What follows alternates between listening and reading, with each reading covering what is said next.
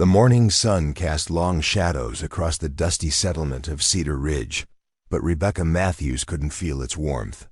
She knelt beside the wooden wagon wheel, her calloused hands trembling as she gripped the splintered wood. The rope around. Her wrists had been tied loose enough to allow circulation, but tight enough to remind her of her complete powerlessness. Every breath tasted of alkali dust and the bitter metal of fear. Before we jump back in, tell us where you're tuning in from, and if this story touches you, make sure you're subscribed because tomorrow I've saved something extra special for you. Behind her, she could hear the low murmur of negotiation. Harold. Brennan's voice carried that forced cheerfulness she'd grown to despise over the past 3 months. The tone he used when discussing livestock prices or the weather with neighbors. Today, he was using it to discuss her. She's not much to look at, I'll grant you that. Harold's voice drifted over her shoulder like smoke from a dying fire.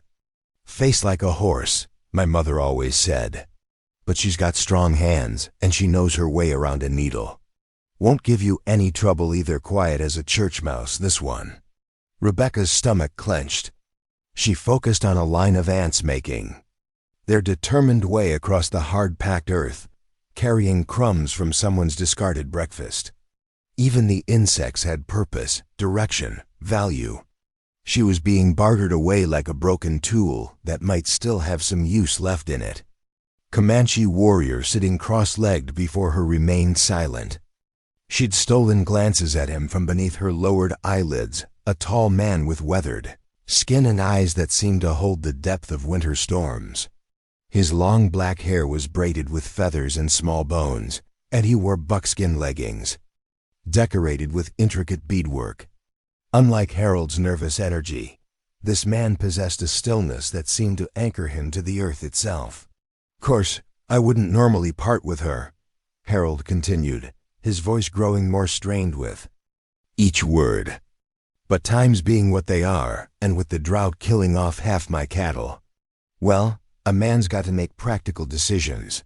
Practical decisions." Rebecca's throat tightened.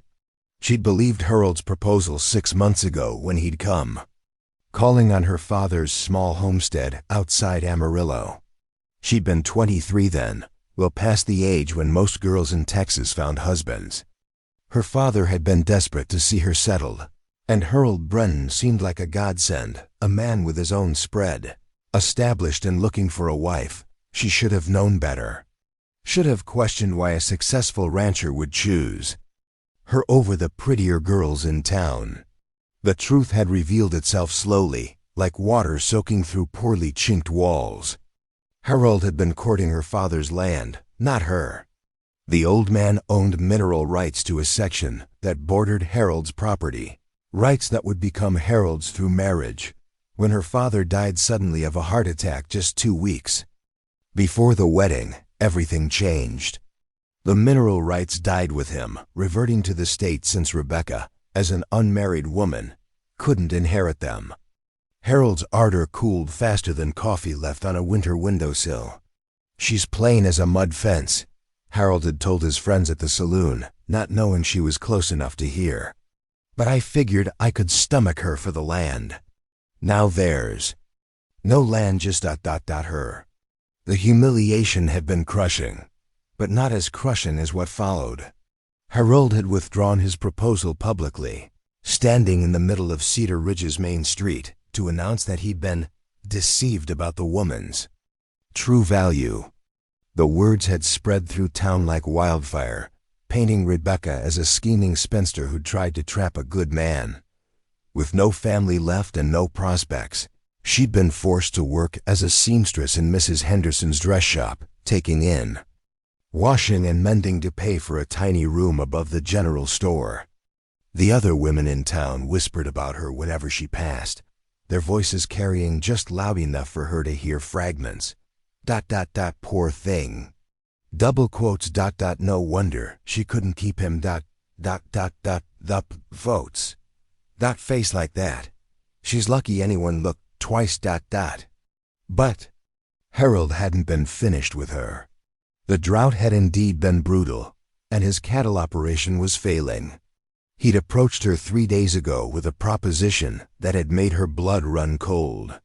"I've got a way for you to be useful," he'd sighed, his pale eyes avoiding hers. "There's a Comanche band that trades through here regular. They're looking for someone to help with their women's work sewing, cooking, that sort of thing. They'll treat you fair, and it solves both our problems." Rebecca had stared at him in disbelief. "You want to trade me to the Comanche?" "It's not trading," Harold had protested, but his fidgeting hands betrayed him. "It's more like an arrangement. You'll be better off with them than trying to scrape by here. And they've got furs, Rebecca. Good furs that'll fetch premium prices in San Antonio." The truth had hit her like a physical blow. Harold needed those furs to save his failing ranch, and she was his way to get them. Her years of skilled needlework, her reputation for fine embroidery, her ability to turn scraps into serviceable clothing. These weren't qualities that made her valuable as a person. They made her valuable as a commodity.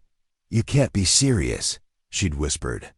"Dead serious," Harold had replied, his jaw set. "It's this or you can try your luck on the streets. Either way, you're not my problem anymore." Now 3 days later, she knelt in the dust while two men decided her fate. The Comanche warrior had examined Harold's offering of trade goods blankets, metal tools, coffee, and sugar, with the same detached interest he might show a horse. He was considering purchasing. His dark eyes had settled on her briefly, taking in her appearance with neither appreciation nor disgust. Just assessment. Rebecca knew what he saw. She'd looked at herself in enough mirrors to catalog every flaw. Her face was long and angular, with a nose too prominent and eyes set too far apart. Her mouth was too wide, her chin too sharp. Her brown hair hung limp and lifeless despite her attempts to curl it, and her skin had been weathered by years of sun and wind into a complexion that would never be called delicate. She'd grown up hearing herself described as sturdy and capable, words people used when they couldn't bring themselves to say pretty. Her mother had died when Rebecca was 12, taking with her any hope of learning the feminine arts that might have compensated for her plain appearance. Instead, she'd learned to work alongside her father, developing the calloused hands and practical skills that Harold now advertised like features of a plow horse. "She's healthy," Harold continued, his voice growing more desperate as the warrior remained silent. "Strong constitution. Won't eat much, and she's used to hard work. Never complains, never makes trouble. Honest as the day is long." The words stung because they were true. Rebecca had never been the type to cause drama or demand attention. She'd learned early that being noticed usually meant being criticized, so she'd perfected the art of invisibility. She kept her head down, her voice low, her presence as unobtrusive as possible. But invisibility, she was learning, was just another form of worthlessness. The Comanche warrior finally spoke, his voice a low rumble that seemed to come from deep in his chest. The words were in his own language, but his tone suggested negotiation. Harold's face brightened immediately. "Now we're talking," Harold said, rubbing his hands together. "You've got a good eye, friend. She may not be much to look at, but she's got value, real value." Rebecca felt something die inside her chest. She was being appraised like livestock, her worth measured in practical applications rather than human dignity.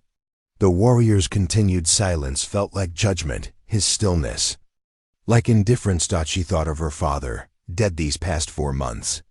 He'd loved her despite her appearance, had called her his little prairie flower, even when she'd grown taller than most of the boys in town. He'd taught her to read and write, to think for herself, to find pride in work well done. He'd told her that her worth came from her character, not her face. But her father wasn't here to defend her now. No one was. The negotiation continued in a mixture of English and Comanche, with occasional gestures toward the trade goods or toward Rebecca herself. She felt like a piece of furniture being evaluated for its potential usefulness. The warrior would get domestic help. Harold would get the furs he needed to save his ranch. Everyone would benefit except her. As the discussion dragged on, Rebecca found herself studying the warrior more closely. His hands, she noticed, were scarred but clean. His clothing was well made and carefully maintained. He carried himself with the confidence of a man accustomed to making decisions, but there was something in his bearing that suggested fairness rather than cruelty. Not that it mattered. Fair or cruel, he was still a stranger negotiating to acquire her like property. The particulars of her treatment would be determined by his whim, not by any rights she possessed. She would be as powerless among the Comanche as she was herein. Cedar Ridge, perhaps more so. The sun climbed higher, and Rebecca's knees began to ache from kneeling in the dirt. Sweat trickled down her spine beneath her worn brown dress, the same dress she'd worn to her father's funeral. It was her best dress, which said more about her circumstances than any words could. Harold's voice grew more animated as the discussion progressed. "She's got a fine hand with a needle," he was saying. "Can turn out a shirt that'll last 10 years, or fancy work that'd make a city lady jealous. And she's quiet, won't chatter your ear off like some women do." Rebecca closed her eyes, trying to block out the sound of her own diminishment. Every word Harold spoke was technically true, but hearing her life reduced to a list of utilitarian features was devastating. She was being sold on her ability to perform labor. Nothing more. The warrior's response was another series of words in his own language, accompanied by what sounded like a final offer. Harold's face went through several expressions: surprise, consideration, and finally, resignation. "Done," Harold said, extending his hand. "But I want the furs up front. No payment after delivery." The warrior nodded once, a gesture that seemed to seal Rebecca's fate. She watched as bundles of furs were transferred from the warrior's horse to Harold's wagon, her future being traded for pelts that would buy Harold another season of survival. Harold walked over to her, his movements quick and efficient. "Time to go," he said, untying her hands with the same brisk motions he'd used to unsaddle a horse. "He'll take good care of you. Take care of you." The words echoed in Rebecca's mind as she struggled to her feet, her legs shaky from kneeling so long. Harold had used the same phrase when he'd first proposed this arrangement, as if he were doing her a favor, as if being traded to strangers was some kind of kindness. Preparing and narrating this story took us a lot of time, so if you are enjoying it, subscribe to our channel. It means a lot to us. Now back to the story. She turned to look at Harold one last time, this man who had courted her, abandoned her, and now sold her. His face showed no guilt, no regret, just the relief of a man who'd solved the problem. She'd been a burden to him, and now she was someone else's responsibility. The warrior stood as well, his movement fluid and graceful. He was taller than she'd realized, and his presence commanded attention in a way that had nothing to do with arrogance. He gestured toward his horse, a beautiful paint mare with intelligent eyes. Rebecca took a step toward her new owner, then stopped. For a moment, she considered running. The settlement was small, but there were people around. Surely someone would help her if she screamed for assistance. But even as the thought formed, she knew it was futile. No one in Cedar Ridge would stand up to Harold Brennan for her sake. She was alone, friendless, and without resources. The warrior waited patiently as she gathered what little courage she had left. He didn't grab her arm or hurry her along. He simply waited, as if he understood that this moment required all the dignity she could muster. Rebecca straightened her shoulders and walked toward the horse. If she was going to be treated as property, she would at least maintain her self-respect. She would not collapse into tears or beg for mercy. She would face whatever came next with the same quiet strength that had carried her through her father's death and Harold's betrayal. But as she placed her hand on the horse's warm flank, she couldn't help but wonder if this was how her life would end. Passed from one owner to another, valued only for her ability to work, never seen as fully human. The warrior mounted his horse with practiced ease, then extended his hand to help her up. His touch was impersonal but not rough, and she found herself seated behind him on the broad back of the mare. The horse's movement was smooth and rhythmic, carrying her away from the only life she'd ever known. As Cedar Ridge grew smaller behind them, Rebecca fought back tears. She was leaving behind everything familiar: her father's grave, the little room above the general store, the dress shop where she'd spent countless hours bent over needlework. She was leaving behind the last remnants of her old identity. Ahead lay only uncertainty, a future determined by the whims of a man whose name she didn't even know. She was no longer Rebecca Matthews, the seamstress from Cedar Ridge. She was simply Harold's trade goods, delivered to their new owner. The rhythmic motion of the horse beneath her was hypnotic, lulling Rebecca into an uneasy trance as they rode deeper into territory she'd never seen before.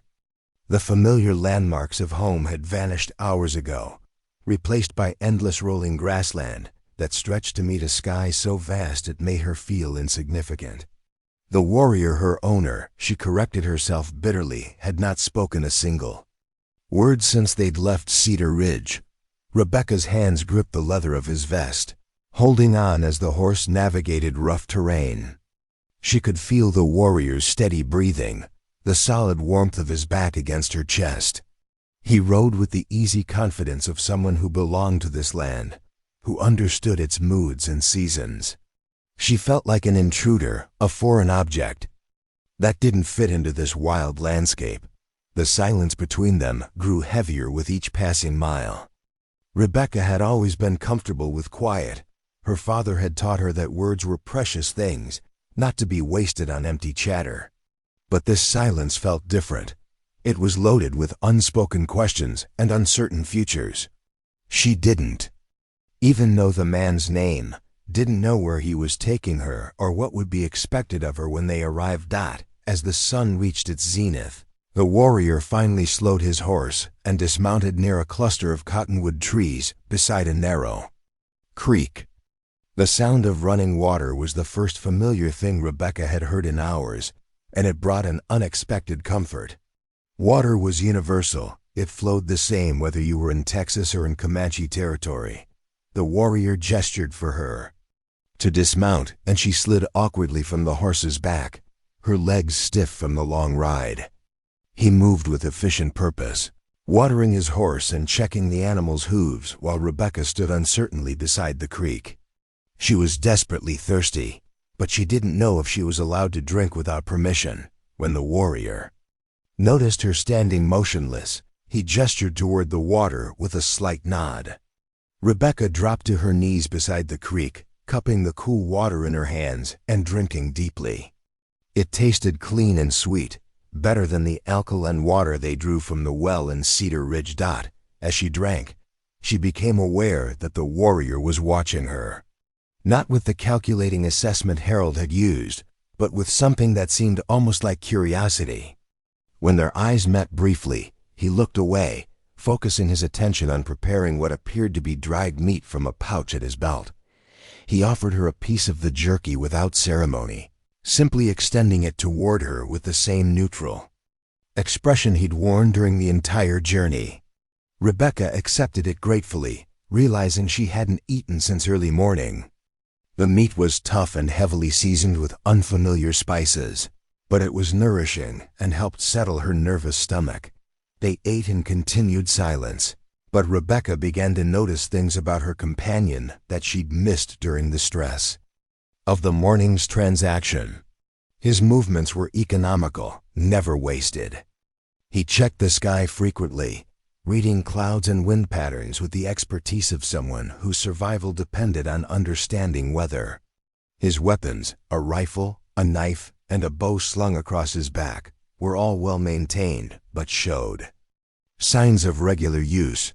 Most surprisingly, when he finished eating, he cleaned up meticulously, scattering the remains of their meal for scavenging animals and ensuring no trace of their presence remained. Harold had always left camps messy, expecting Rebecca to clean up after him. This man's careful attention to the land suggested a fundamentally different relationship with his environment, When they resumed their journey, Rebecca found herself paying closer attention to their surroundings. The grassland wasn't as empty as it had first appeared. She spotted deer grazing in distant meadows, hawks circling overhead, and countless smaller birds flitting through the tall grass. Wild flowers bloomed in scattered patches, Indian paintbrush, bluebonnets, and varieties she couldn't identify. Warrior seemed to notice everything. He would occasionally adjust their course slightly, avoiding areas that looked identical to Rebecca, but apparently held some significance for him. Once, he stopped entirely and listened intently to sounds she couldn't distinguish from the general whisper of wind through grass. After a few moments, he relaxed and continued riding. But the incident reminded Rebecca how little she understood about this world she was entering. As afternoon faded toward evening, Rebecca began to smell smoke, not the acrid smell of a house fire, but the warm, welcoming scent of cooking fires. Her stomach clenched with nervousness as she realized they were approaching their destination. Soon she would meet the people who would determine her fate, would learn what her new life would entail. The Comanche camp materialized gradually from the landscape, so perfectly integrated with the terrain that Rebecca might have ridden past it without noticing if she'd been alone. Hide tipis dotted a natural depression beside a meandering stream, their earth-toned surfaces blending seamlessly with the surrounding grass. Smoke rose from carefully tended fires, and she could hear the sounds of daily life, children laughing, dogs barking, the low murmur of conversation. The warrior's horse picked its way down the gentle slope toward the camp, and Rebecca felt every eye turn toward them. Children stopped their games to stare at the strange white woman riding behind one of their warriors.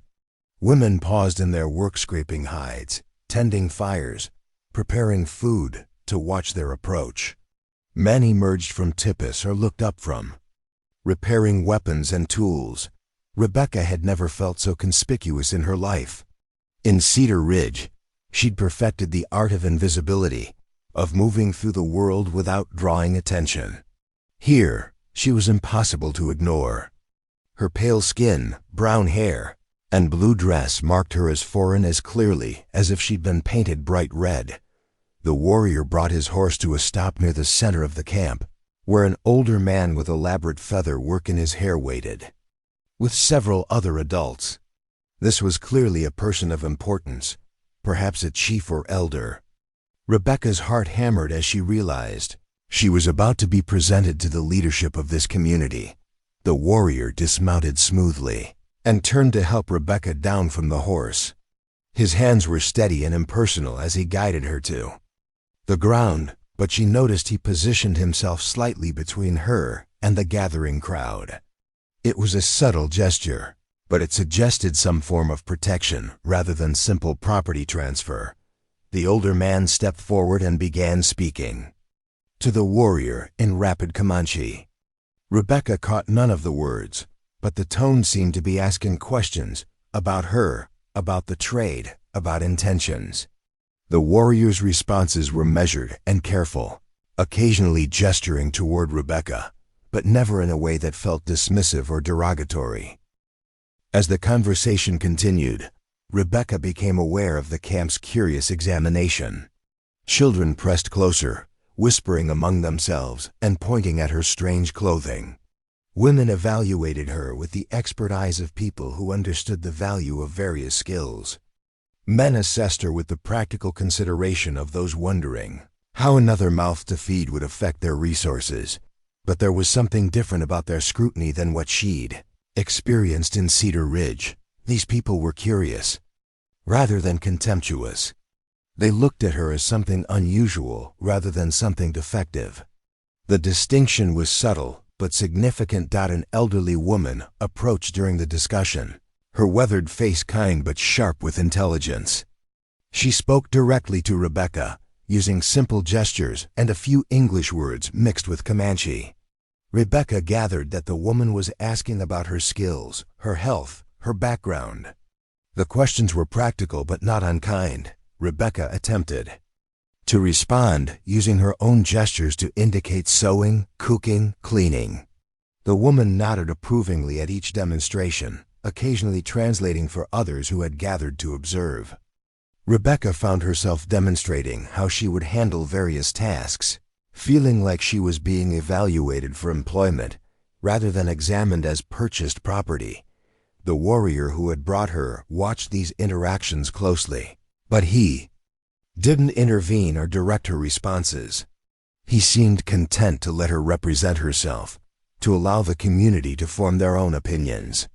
This was startlingly different from Harold's behavior, where she'd been spoken for and about rather than addressed directly. As the sun began to set, painting the camp in warm golden light, the formal evaluation seemed to conclude. The elder who had been questioning the warrior made what sounded like a pronouncement, and several people nodded in agreement. Rebecca had no idea what had been decided, but the general atmosphere seemed accepting rather than hostile. The elderly woman who had questioned Rebecca gestured for her to follow, leading her toward a tipi on the edge of the camp. The structure was smaller than some of the others, but appeared well maintained. Inside, Rebecca discovered it was simply but adequately furnished with buffalo robes, cooking implements, and basic necessities. Through gestures and broken English, the woman who pointed to herself and said, "Ayana," indicated that this would be Rebecca's dwelling. Not a cage or a slave quarters, but her own space. The realization was both relieving and terrifying. She would have privacy and dignity, but she would also be responsible for maintaining herself in an environment where she understood nothing. Ayana showed Rebecca around the tipi, demonstrating how to manage the fire, where to find water, how to adjust the ventilation flaps. Her manner was patient and instructive, like a mother teaching a daughter. She brought Rebecca food, a stew made with meat and unfamiliar vegetables, and indicated that she should eat and rest.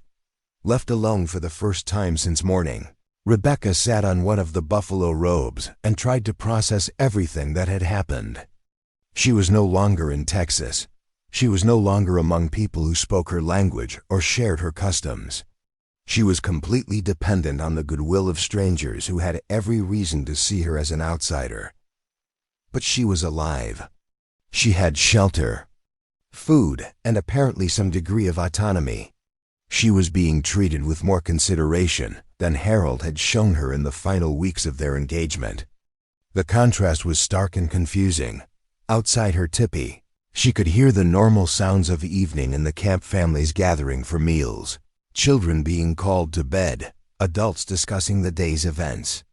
The sounds were foreign but somehow comforting. This was a functioning community, a place where people cared for each other and worked together for survival. As darkness fell, Rebecca lay on the soft buffalo robes and stared up at the smoke hole in the tipi's peak. Through it, she could see stars beginning to appear in the vast prairie sky.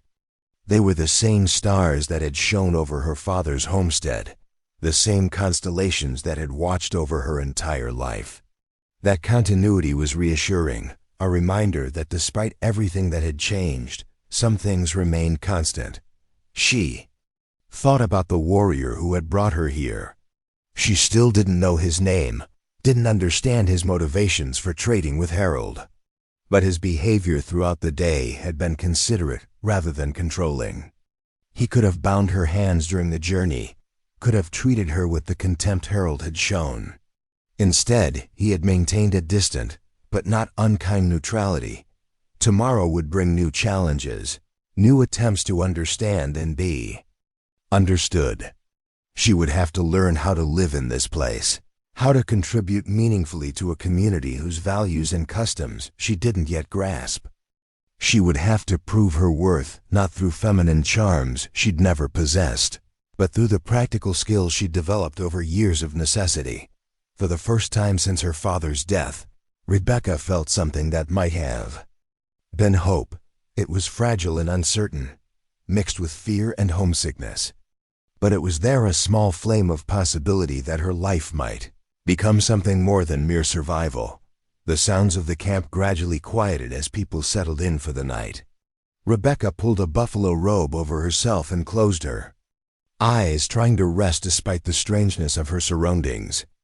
She was no longer Rebecca Matthews of Cedar Ridge, Texas. She didn't yet know who she was becoming, but perhaps that uncertainty was better than the crushing certainty of worthlessness she'd left behind. Dawn came with the sound of activity throughout the camp, voices calling softly to one another, and the rustle of people beginning their daily routines.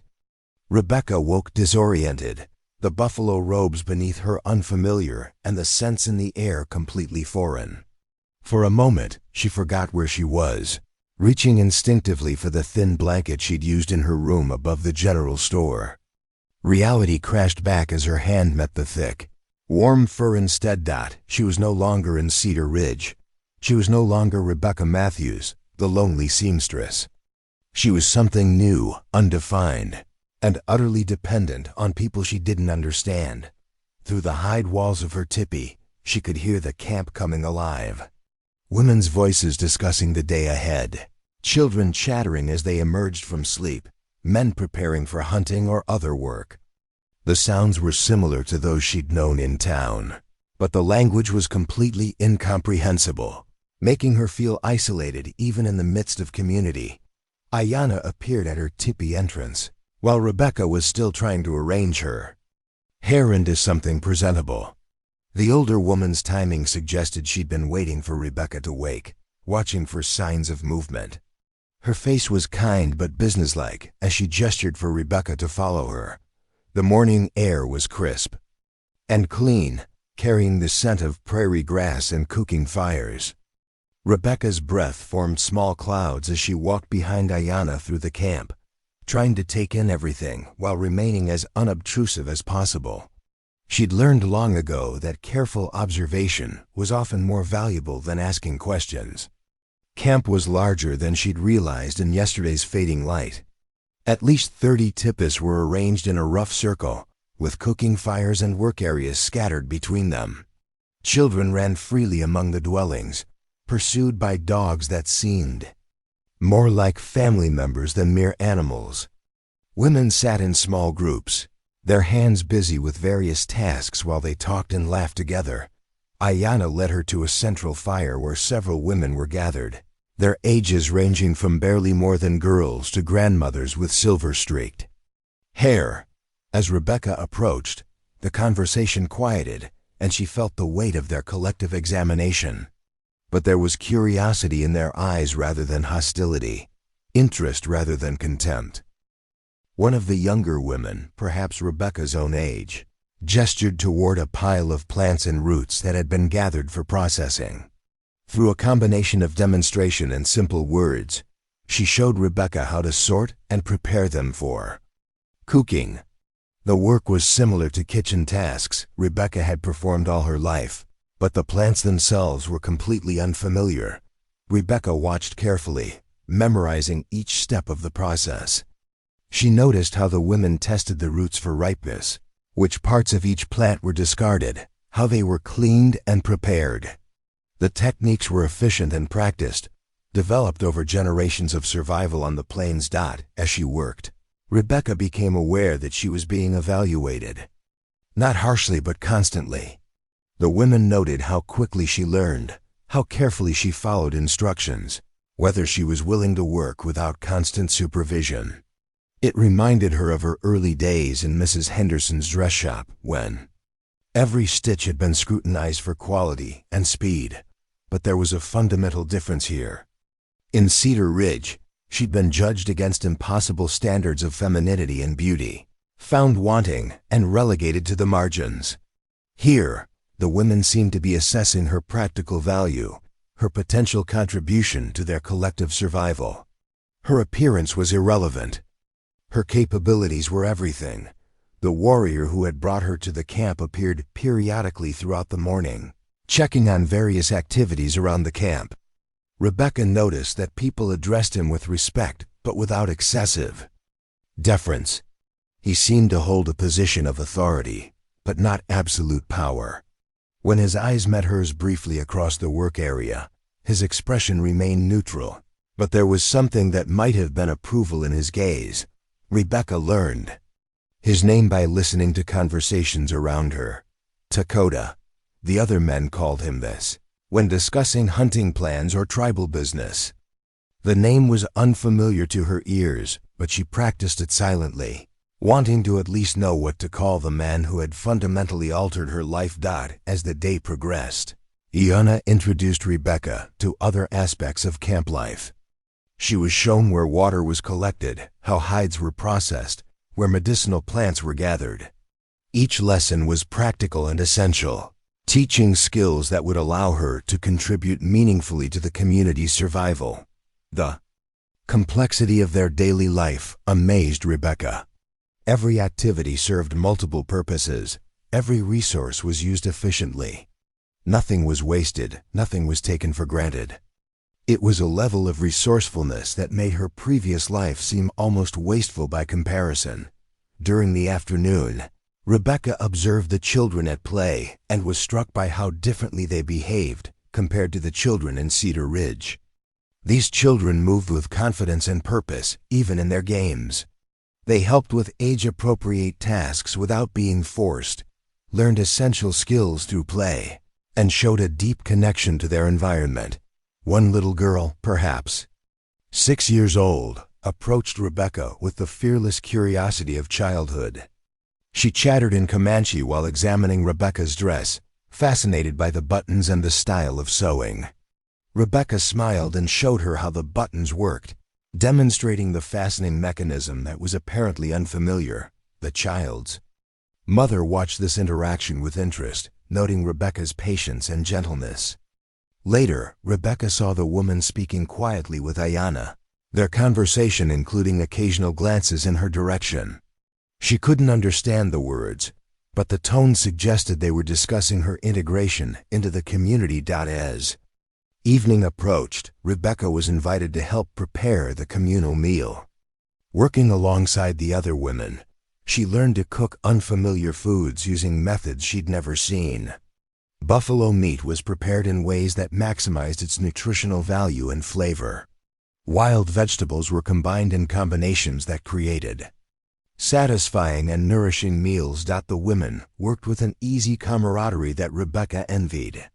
They shared tasks naturally, helped each other without being asked, and maintained a constant flow of conversation that seemed to strengthen their bonds. Rebecca had never experienced this kind of female community. In Cedar Ridge, women often competed with each other for male attention or social status. Here, cooperation seemed to be the foundation of survival. Dakota returned to camp as the meal was being served, leading a small hunting party that had been successful in bringing down several antelope. The meat would provide food for many families, and the hides would be processed for clothing and shelter. Rebecca watched as the hunters distributed their success among the community, ensuring that even families who hadn't participated in the hunt received their share. During the evening meal, Rebecca sat with Iana and several other women, eating in comfortable silence while listening to the flow of conversation around her. Gradually, she began to pick out individual words and phrases. Starting to understand the rhythm and structure of the Comanche language, she noticed that Dakota ate with the other hunters, but his eyes occasionally moved in her direction. Not staring, not possessive, just checking. It was the way her father had sometimes looked at her when she was learning a new skill, attentive, but not interfering. After the meal, as the camp settled into evening routines, Rebecca helped clean and organize the cooking area. The work was familiar and soothing, giving her hands something to do while her mind processed everything she'd observed during the day. One of the older women, introduced to her as Winona, approached with a bundle of materials. Through gestures, she showed Rebecca various threads, needles made from bone, and pieces of hide. She was asking about Rebecca's sewing skills, wanting to see what the newcomer could contribute in this area. Rebecca's hands moved automatically as she demonstrated basic stitching techniques, then more complex embroidery work. The women gathered around her, watched with growing interest as she showed different methods of joining leather, decorating with colored threads, and creating durable seams. When she finished her demonstration, the women exchanged meaningful looks. Winona nodded approvingly and said something that sounded like praise. Rebecca felt a flush of satisfaction, the first positive recognition she'd received for her skills in months. As the fire burned lower and people began retiring to their tipis, Ayana walked Rebecca back to her dwelling. Along the way, she pointed out various details of camp life, which families lived where, how the camp was organized, where different activities took place. It was clear she was helping Rebecca understand her new environment, giving her the knowledge she would need to navigate successfully. Inside her tipi, Rebecca sat cross-legged on the buffalo robes and reflected on her first full day among the Comanche. She was exhausted from the mental effort of constant learning and observation, but also oddly satisfied. For the first time in months, she felt useful rather than burdensome. The women had accepted her presence without drama or rejection. They'd evaluated her skills with professional interest rather than personal judgment. They'd included her in their work and shared their knowledge freely.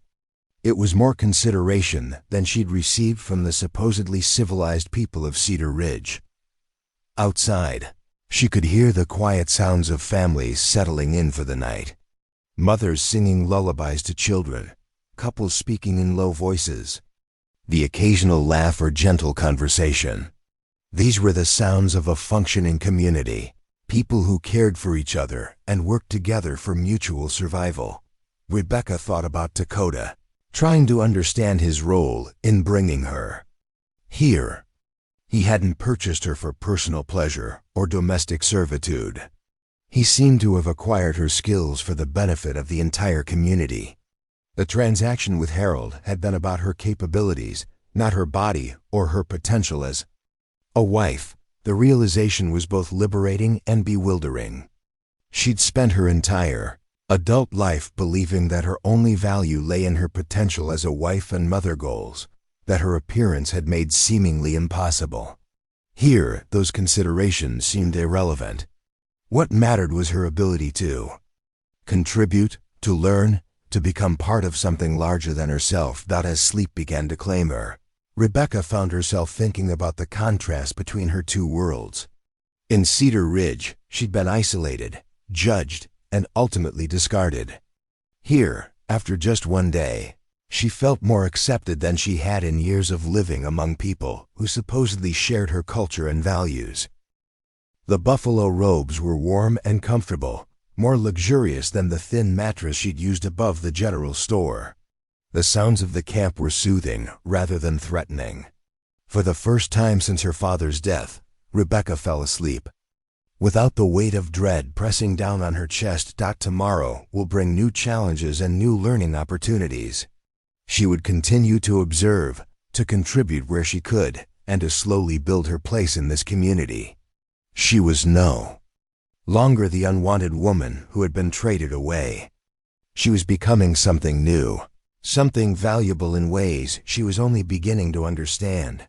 The stars visible through the smoke hole seemed brighter here than they had ever appeared in Texas, as if the clear prairie air allowed their light to shine more freely.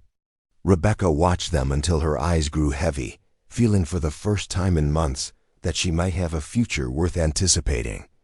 3 weeks had passed since Rebecca's arrival, and the morning routine had become familiar enough that she could move through it without Ayana's constant guidance.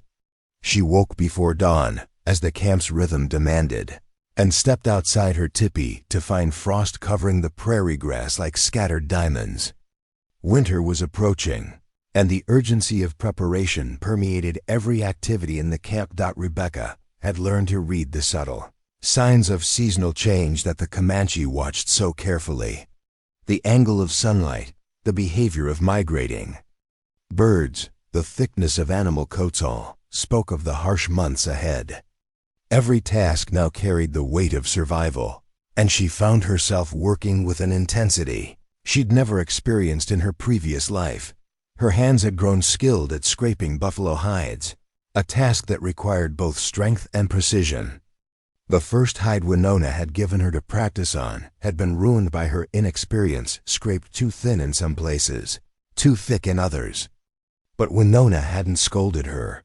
Instead, she'd simply provided another hide and demonstrated the technique again, patiently correcting Rebecca's grip and pressure. Now, working on her 20th hide, Rebecca's movements had developed the smooth efficiency of experience. She could feel the difference between the various layers of the skin, knew exactly how much pressure to apply, could judge the hide's quality with a glance. The repetitive motion had become meditative, allowing her mind to wander while her hands worked automatically. Dakota appeared beside her work area as she finished scraping a particularly large buffalo hide.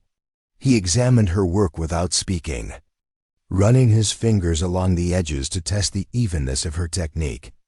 His approval came in the form of a slight nod, the first direct acknowledgement of her progress he'd given since bringing her to the camp. "Good," he said quietly, the English word carefully pronounced. It was only the second time she'd heard him speak her language, and the simple praise sent an unexpected warmth through her chest. Rebecca looked up from her work, meeting his dark eyes for a moment before returning to her task.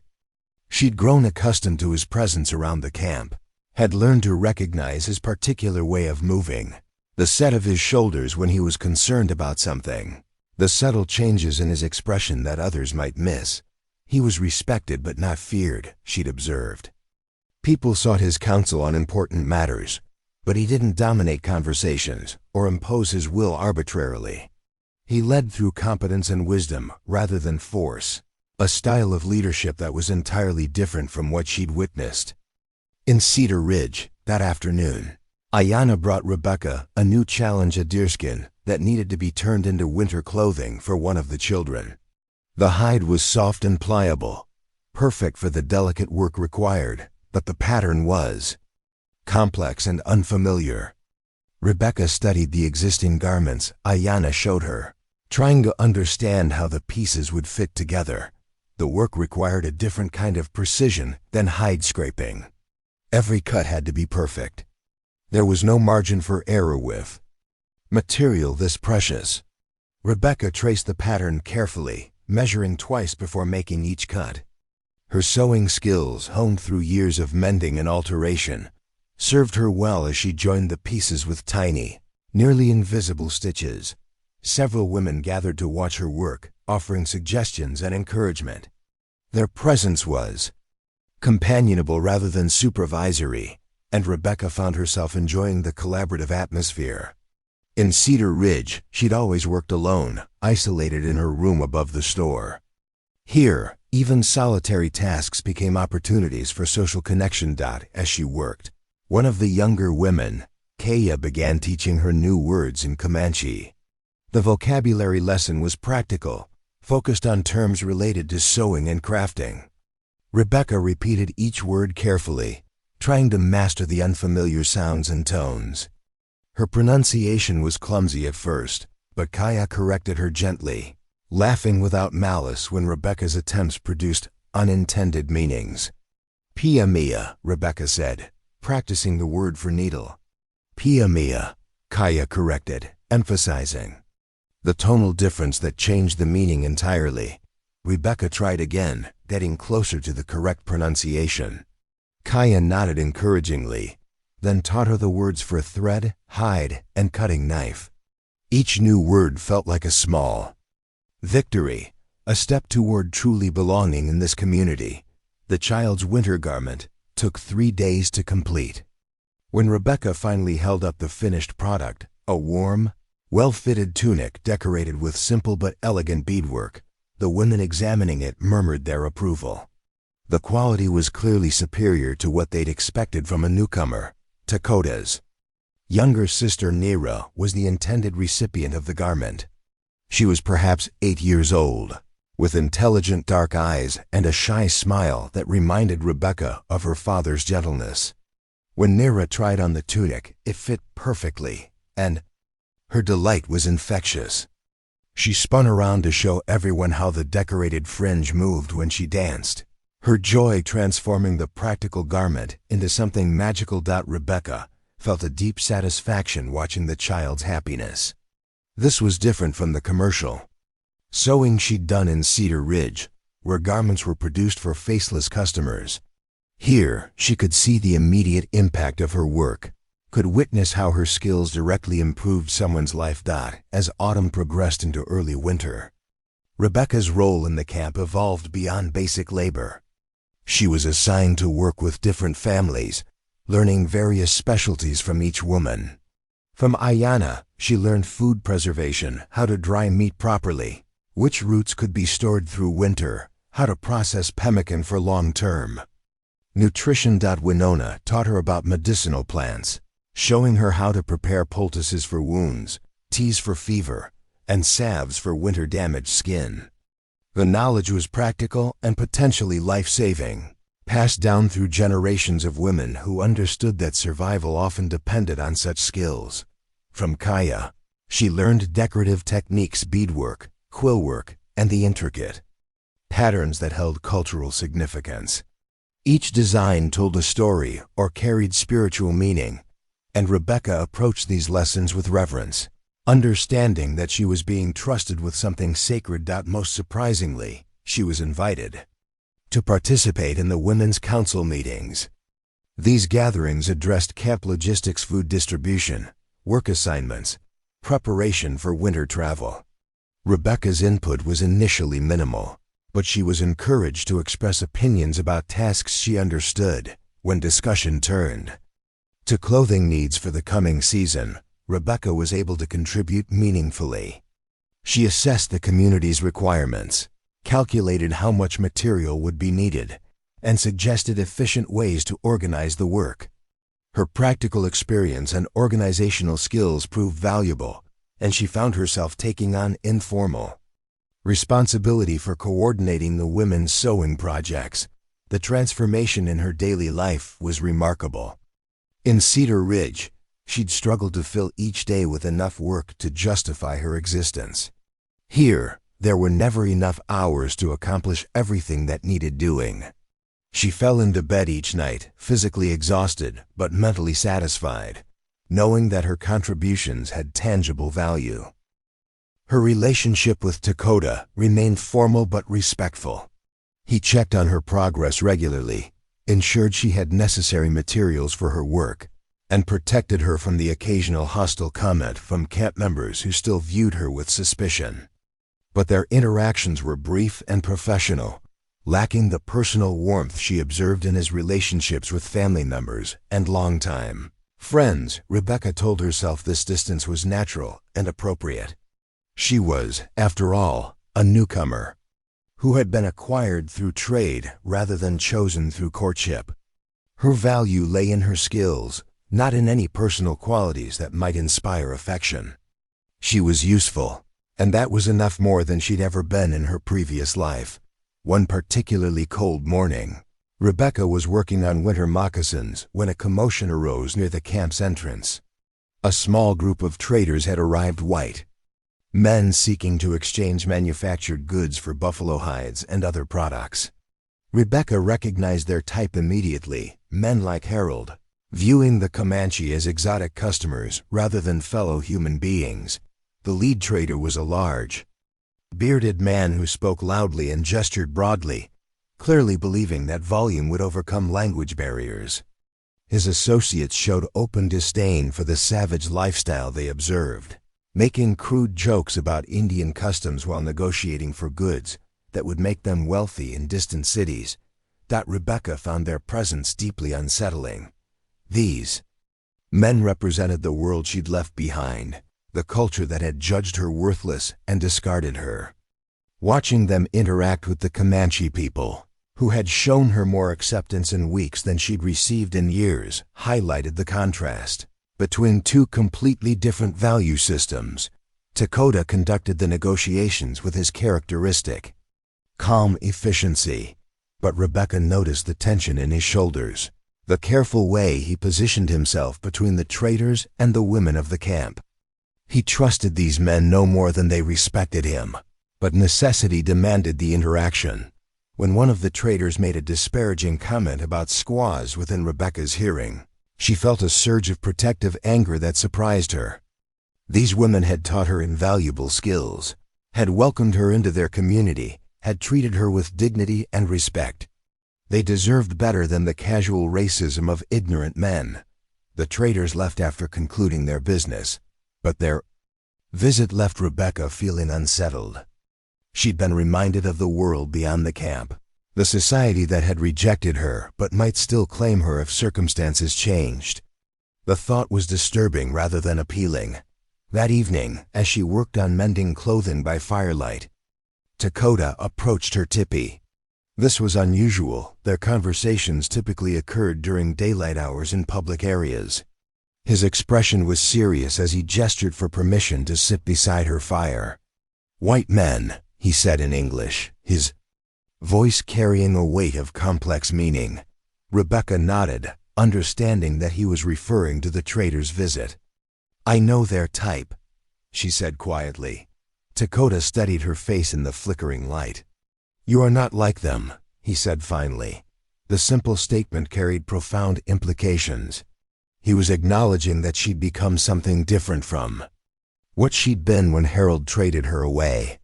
She was no longer just a white woman who happened to be living among the Comanche.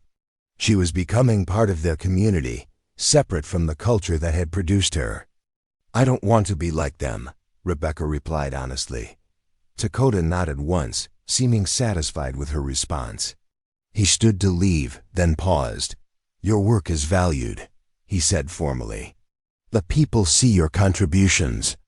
After he left, Rebecca sat staring into the fire, processing their brief conversation. She was valued, not tolerated, not merely accepted, but truly valued. Her skills had earned her a place in this community, and that place was becoming more secure with each passing day. The winter ahead would test everyone's preparations and endurance. But for the first time since her father's death, Rebecca faced the future with confidence rather than dread. She had found her purpose, her community, and her strength. She was no longer the broken woman who had been traded away like damaged goods.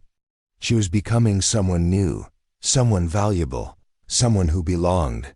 The harsh winds of deep winter had arrived earlier than expected, carrying with them a bitter cold that penetrated even the best prepared dwellings. Snow fell steadily. For 3 days, blanketing the prairie in a white silence that muffled sound and made travel treacherous. Inside her tipi, Rebecca worked by the light of a small fire, carefully rationing the fuel that needed to last until the storm passed. She was embroidering winter ceremonial clothing for the upcoming solstice celebration, when urgent voices pierced the storm's quiet. Through the howling wind, she could hear Dakota calling orders, his voice carrying the sharp edge of crisis. Rebecca set aside her work and wrapped herself in the thick buffalo robe she'd learned to appreciate during her months with the tribe. Outside, the camp was in controlled chaos. Several hunting parties had been caught in the unexpected blizzard, and one group hadn't returned at all. Among the missing were Dakota's cousin, Mape, and 2 other young warriors who had ventured far south seeking elk. They should have returned 2 days ago, but the storm had erased all tracks and made searching impossible. Rebecca watched as Dakota organized search parties, his face grim with worry, but his voice steady as he assigned routes and safety protocols. The missing hunters carried supplies for only a few days, and if they were injured or lost in the featureless white landscape, their survival would depend on quick rescue. As the search efforts intensified, a different kind of tension began to surface within the camp. Chata, an older warrior with a prominent scar across his left cheek, began voicing opinions that sent chills through Rebecca, deeper than the winter wind. "The spirits are angry," Chata declared, his voice carrying to every corner of the camp. "Despite the storm, we harbor what should not be here. The white woman brings bad medicine, and now our hunters pay the price." Several heads nodded in agreement, and Rebecca felt the fragile security she'd built over the past months beginning to crumble. She'd always known that some members of the tribe viewed her presence with suspicion, but the daily demands of survival had pushed such concerns into the background. Now, with lives at stake and fear running high, old prejudices resurged with dangerous intensity. Ayanna moved protectively closer to Rebecca, her weathered face set in disapproving lines as she listened to Chada's accusations. But even some of the women who had become Rebecca's friends looked uncertain, their worry for the missing hunters making them susceptible to explanations that offered someone to blame. "The hunting was good before she came," Chada continued, his voice gaining strength as others listened. "The buffalo came easily, the deer were plentiful. Now the winter strikes like a knife, and our young men are lost in the storm. The white woman has brought her people's curse upon us." Rebecca's hands trembled as she listened to the growing murmur of agreement. Everything she had built, her place in the community, her sense of belonging, her carefully earned respect, was evaporating like morning frost under the heat of fear and superstition. Tekoda's voice cut through the gathering accusations, like an axe through wood. "Enough," he said, the single word carrying absolute authority. "We search for our missing brothers. We do not waste time on foolish words." But Chada was not deterred. If anything, Tekoda's defense seemed to inflame his rhetoric further. "You defend her because she has bewitched you," he accused, his scarred face twisted with conviction.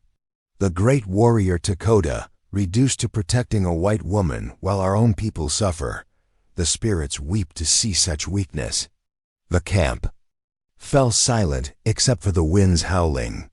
Rebecca could feel every eye upon her, measuring her worth against the lives of the missing hunters. The logical part of her mind knew that weather patterns had nothing to do with her presence, but the emotional weight of the accusations was crushing. She had been here before, blamed for circumstances beyond her control, made the scapegoat for others' misfortunes. Tekoda stepped forward, his movements deliberate and controlled. When he spoke, his voice was quiet but carried clearly through the storm. "Chada speaks from fear, not wisdom.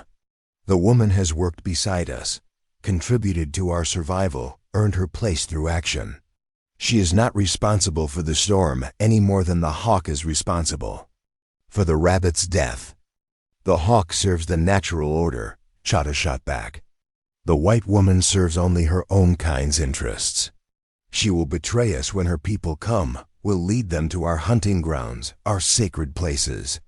Better to cast her out now before her presence brings greater calamity." Rebecca felt sick to her stomach. The accusation of inevitable betrayal struck at her deepest fears about her own loyalties and identity. What would she do if white soldiers came to this region?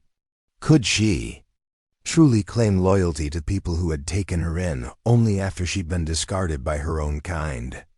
The debate raged through the morning, with the camp dividing into factions. Those who had worked closely with Rebecca defended her contributions and character. Others, influenced by Chada's rhetoric or their own long-standing distrust of whites, began to see her presence as a dangerous liability. Winona spoke up for Rebecca's medicinal knowledge, describing how she'd successfully treated several injuries and illnesses using skills taught by the camp's healers. Kaya defended her sewing abilities and her willingness to teach white women's techniques to others. Even young Naira, brave despite her age, mentioned how Rebecca had mended her favorite doll when everyone else said it was beyond repair. But for every voice raised in Rebecca's defense, another joined Chada's chorus of suspicion. The missing hunters became symbols of everything that had gone wrong since her arrival. The early winter, the diminished game, the various small misfortunes that were inevitable parts of prairie life, all were laid at her feet. As the storm continued to rage outside, the one inside the camp grew more intense. Rebecca found herself at the center of a debate that would determine not just her fate, but potentially the community's unity. She could see how her presence was dividing people who needed to work together for survival. Finally, she could bear the tension no longer. Standing up despite the trembling in her legs, she faced the gathered tribe with as much dignity as she could muster. Her Comanche was still imperfect, but she had learned enough to make herself understood. "I asked to speak," she said, her voice carrying clearly in the sudden quiet that followed her words. Dakota nodded, his dark eyes encouraging her to continue. Chata's expression was skeptical but curious. Perhaps he expected her to confess guilt or beg for mercy. "Chata speaks of the spirits being angry," Rebecca began, choosing her words carefully. "But the spirits judge actions, not the color of skin. I have worked to honor the land, to learn your ways, to contribute to the survival of all. If my presence brings bad fortune, let the spirits show clear signs, not the natural storms that have come to these plains for countless generations." She paused, gathering courage for what she knew she had to say next. "If my leaving would ensure the safe return of the hunters, I would go into the storm at this moment. But casting me out will not change the weather. It will only divide this community when unity is most needed." Murmurs rippled through the crowd. Some seemed impressed by her willingness to sacrifice herself for the missing hunters. Others remained unconvinced, viewing her words as manipulation rather than sincerity. Chata stepped forward, his scarred face intense with conviction. "Fine words," he said. "But words are wind. The woman claims to honor our ways, but she remains. White, when her people come, and they will come, where will her loyalty lie? With those who fed her, or with those who share her blood?" The question hung in the cold air like a blade. It was the fundamental challenge that Rebecca had been avoiding in her own heart. She thought of the white traders who had visited weeks earlier, how their casual racism had disgusted her. She thought of Harold and the society that had discarded her. She thought of the warmth and acceptance she'd found among the Comanche. "My people discarded me like broken pottery," she said quietly, her voice carrying the pain of that rejection. "They judged me worthless because I did not meet their standards of beauty. You have shown me worth based on contribution, value-based, on character. If soldiers come, they come as enemies of the community that gave me life when my own had ended. I would stand with those who stand with me." The declaration sent a ripple of shock through the gathered crowd. Rebecca had just declared her willingness to fight, against her own race if necessary, a statement that went far beyond mere gratitude or temporary loyalty. Dakota's eyes held something Rebecca had never seen before, not just approval, but a deep recognition of her courage and commitment. She had risked everything with her declaration, had burned bridges that could never be rebuilt. But Chata was not finished. "Easy words when no test presents itself," he sneered. "The white woman speaks of loyalty while safe in our camp. But when faced with real choice, she will show her true nature." As if summoned by his words, a commotion arose at the camp's edge. Through the swirling snow, figures appeared, the missing hunting party, alive but clearly in distress. Mop was being supported by his companions, his face pale with pain and his left leg bound with makeshift splints. The return of the hunters should have ended the debate about Rebecca's influence on their luck. They were alive, safe, and their survival had nothing to do with her presence or absence. But instead of resolving the crisis, their condition seemed to intensify it. Mop had been injured in a fall from an ice-slicked cliff, his leg badly broken. The hunters had taken shelter in a cave system, surviving on emergency supplies while waiting for the storm to pass. Their ordeal was harrowing but natural, exactly the kind of mishap that had claimed prairie travelers for generations. As the camp rushed to tend the injured hunter, Rebecca moved to help with the medical care. Her knowledge of bone setting, learned from observing the tribe's healers, proved valuable as she assisted Winona in stabilizing Mop's fracture. But Chata seized on the injury as further evidence of supernatural displeasure. "The spirits strike down our hunters while the white woman remains untouched," he declared. "She thrives while our own suffer. This is not natural fortune, this is dark medicine." The accusation was so absurd that Rebecca almost laughed. She'd worked as hard as anyone in the camp, had faced the same storms and shortages, had earned every comfort through her own efforts. But she could see that Chada's words were finding receptive ears among those whose fear and worry made them susceptible to supernatural explanations. Dakota finally reached the limit of his patience. Moving to stand between Chada and Rebecca, he spoke with the quiet authority that had made him a respected leader. The woman has proven herself through seasons of work and commitment, he said firmly. She has earned her place among us through deed, not birth. Those who would cast her out based on fear and suspicion show weakness, not wisdom. The confrontation between the two men crackled with tension. This was no longer just about Rebecca's fate.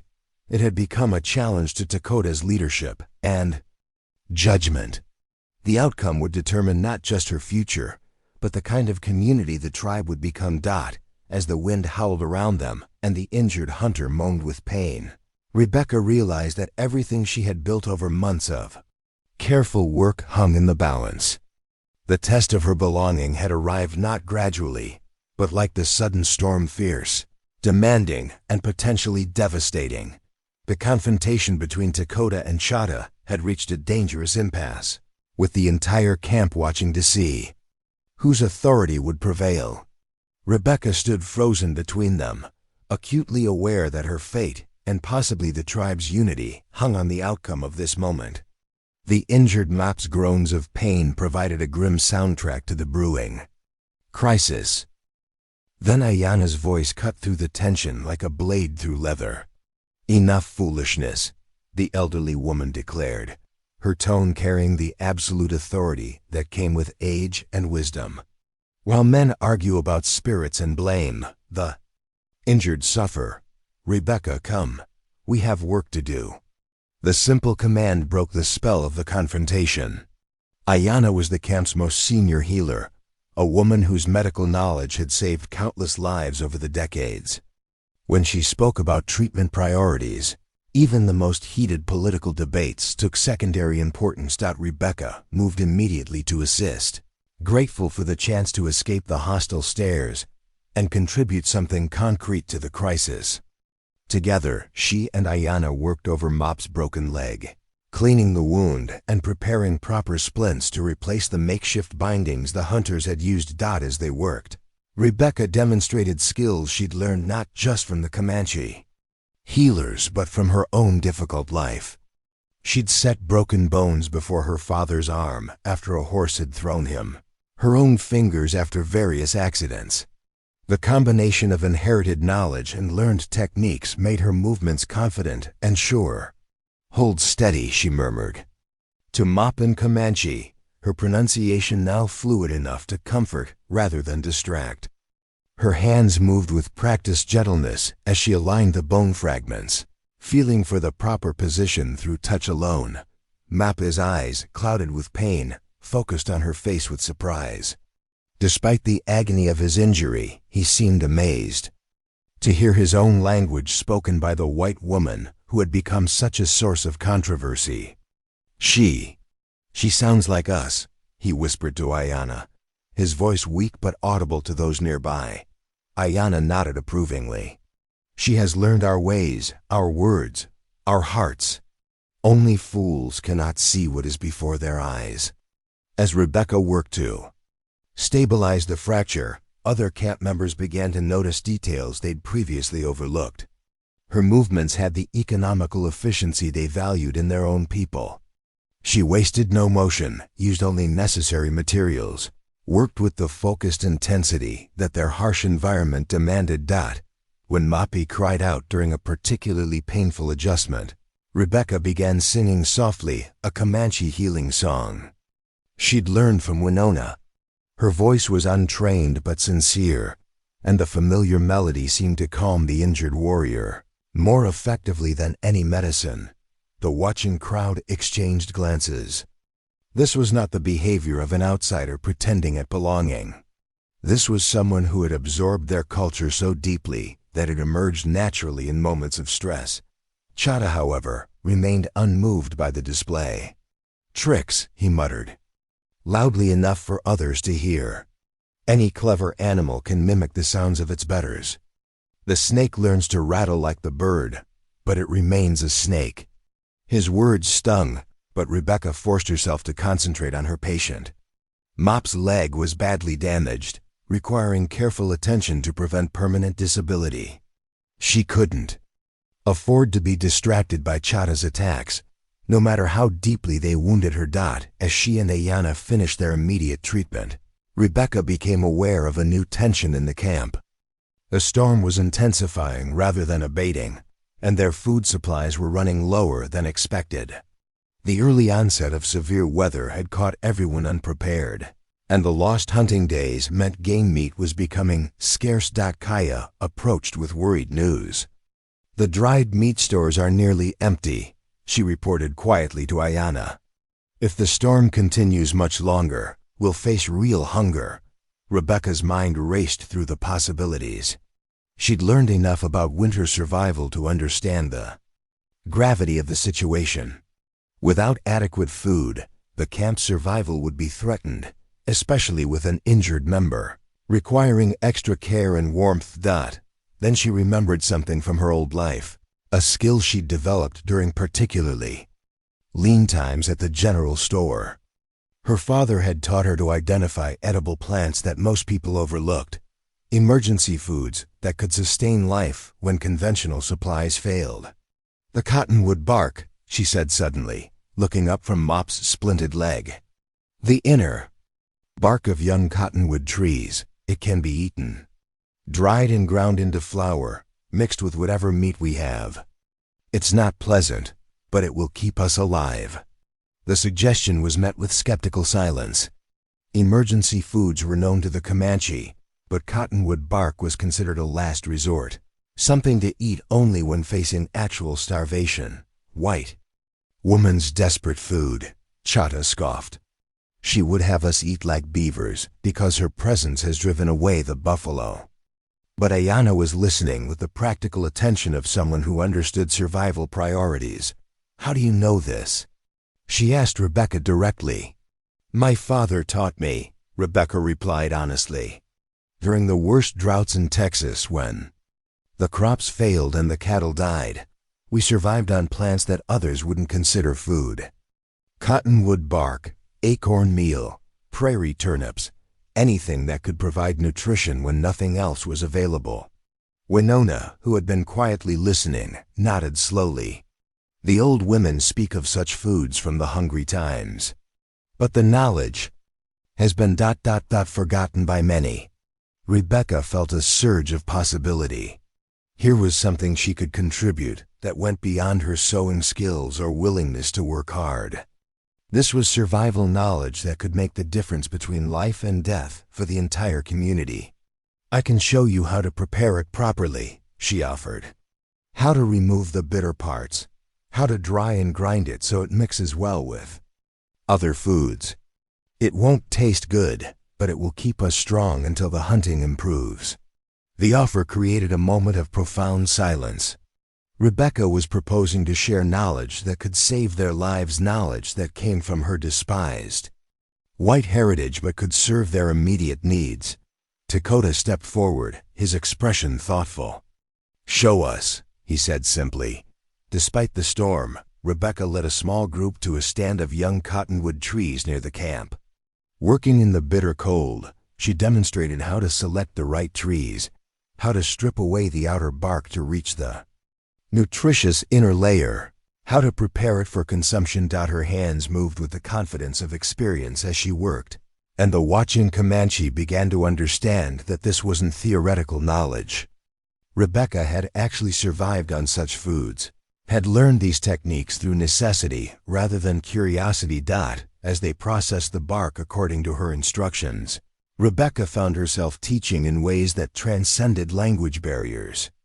She showed by example, guided hands to the right techniques, shared not just the method but the practical wisdom that made the difference between successful survival and dangerous failure. Even Chada, despite his hostility, paid close attention to her methods. Survival knowledge was too valuable to ignore, regardless of its source. Back in camp, Rebecca worked with the women to incorporate the processed bark into their remaining meat stores, creating a stew that was filling, if not appetizing. The results were far better than anyone had expected. The mixture was nutritious and satisfying, capable of sustaining the camp through the extended storm. As people ate the emergency meal, the atmosphere in the camp began to shift. Rebecca's contribution had been immediate, practical, and potentially life-saving. Her knowledge had come from the very heritage that Kata condemned, but it was knowledge that could keep them all alive. Mappa, propped up near the fire and benefiting from both Rebecca's medical care and her food preparation, looked directly at his injured cousin. "The white woman's hands heal," he said clearly, his voice carrying to every corner of the gathered crowd. "Her knowledge feeds us. Her heart speaks our language. What more does a person need to belong among us?" The simple question hung in the air like smoke from the fire. Mappa's words carried special weight because he had been the one whose life was supposedly endangered by Rebecca's presence. His endorsement of her value was difficult to dismiss as mere sentiment. Dakota seized the moment to address the crowd. Directly, "Chata speaks of spirits and curses," he said, his voice carrying the authority of leadership. "But I see a woman who works beside us, learns from us, and contributes to our survival. The spirits judge actions, not ancestry. By her actions, Rebecca has earned her place among us." It was the first time he had spoken her name publicly, the first time he had claimed her as a full member of the community rather than a useful outsider. The declaration sent ripples of surprise and approval through the watching crowd, but Chata was not ready to concede defeat. "Pretty words," he sneered. "But when the test comes, when her white brothers arrive with guns and demands, we will see her true loyalty. A wolf raised among dogs remains a wolf." Dakota's response was swift and decisive. Drawing his knife, he held it out handle first toward Rebecca. The gesture sent a shock through the assembled crowd. He was offering her a weapon, trusting her with the means to harm him if she chose. "Take it," he said quietly, his dark eyes holding hers with absolute trust. Rebecca stared at the knife, understanding the profound symbolism of the moment. Dakota was not just defending her loyalty, he was demonstrating his complete faith in her character. If she were truly a threat to the community, placing a weapon in her hands would be madness. With trembling fingers, she accepted the knife. The weight of it was substantial, the blade sharp and well-maintained. For a heartbeat, the camp held its collective breath, wondering what she would do with this symbol of trust. Rebecca looked around the circle of faces, some friendly, some suspicious, all watching to see what her next action would reveal about her true nature. Then she reversed the knife and offered it back to Dakota, her eyes never leaving his. "A weapon has no value when held by friends," she said in careful Comanche. "I need no blade to defend what I love." The gesture was perfect in its simplicity and power. By refusing to keep the weapon, Rebecca had demonstrated that she saw herself as part of the community rather than separate from it. The knife was unnecessary because she felt safe among people she considered family. Dakota accepted the returned knife with a slight smile, the first genuine expression of warmth she'd seen from him. "The woman speaks the truth," he announced. To the crowd, "She is one of us, proven by deed and choice. Let no one question her place again." Shada's face darkened with frustration, but the moment had clearly turned against him. The combination of Rebecca's practical contributions, Map's endorsement, and Dakota's dramatic demonstration of trust had effectively ended the debate about her belonging. As the storm continued to rage outside, the camp settled into a new equilibrium. Rebecca found herself no longer on the margins of acceptance, but genuinely embraced as a full member of the community. People who had been uncertain about her now approached with warmth and inclusion, and even some of Chada's former supporters seemed to reconsider their positions. That night, as Rebecca tended the fire in her tipi, Dakota appeared at her entrance. He carried something in his hands, a beautiful winter cloak made from the finest buffalo hide and decorated with intricate beadwork. "For you," he said simply, holding out the garment. "Made by my sister's hands but given with my blessing." Rebecca accepted the cloak with trembling hands, recognizing the significance of the gift. This was not just protection from the cold, it was a symbol of full acceptance, a declaration that she was valued and cherished as a member of the family. "Dakota," she began, but he raised a hand to stop her words. "You have proven yourself beyond question," he said quietly. "You belong here not because I brought you, but because you chose to become one of us. That choice has made you precious. To me, to all of us." The words carried a weight of meaning that went far beyond simple acceptance. Rebecca looked into his eyes and saw something she had never dared hope for, not just respect or gratitude, but genuine affection. She was no longer just the useful white woman who had been traded to the tribe. She was Rebecca, valued for herself, cherished for her character, loved for her choice to embrace a life so different from the one she'd known. As Dakota left her to rest, Rebecca wrapped the beautiful cloak around her shoulders and felt its warmth penetrate not just her body, but her very soul. She had found something she'd never known. She was searching for a place where her worth was measured not by her appearance or her background, but by her willingness to give her heart completely to the people who had given her a new life. Spring arrived like a promise kept, melting the last stubborn patches of snow and painting the prairie in shades of green that seemed to vibrate with life. Rebecca stood at the edge of the camp, watching the sunrise paint the sky in brilliant oranges and purples, and marveled at how completely her world had transformed. A year had passed since Harold Brennan had traded her away like damaged livestock, and the woman who stood here now bore little resemblance to the broken creature who had knelt in the dust of Cedar Ridge. Her reflection in the clear stream that morning had shown her a face bronzed by sun and wind, eyes bright with purpose and confidence. Her hands, once soft from indoor work, now bore the calluses of a life lived in harmony with the land's demands. She moved with the fluid efficiency she'd learned from the Comanche women, her body strong and capable in ways she'd never imagined possible. Most remarkably, she no longer thought of herself as plain or unworthy. The concepts that had tormented her entire adult life had simply disappeared. When Dakota looked at her, and his eyes sought hers often now, she saw reflected back a woman of value, intelligence, and beauty that had nothing to do with conventional standards. The morning brought preparations for the spring buffalo hunt, the most important undertaking of the year. Rebecca had participated in the planning discussions, her voice now heard with the same respect accorded to any experienced camp member.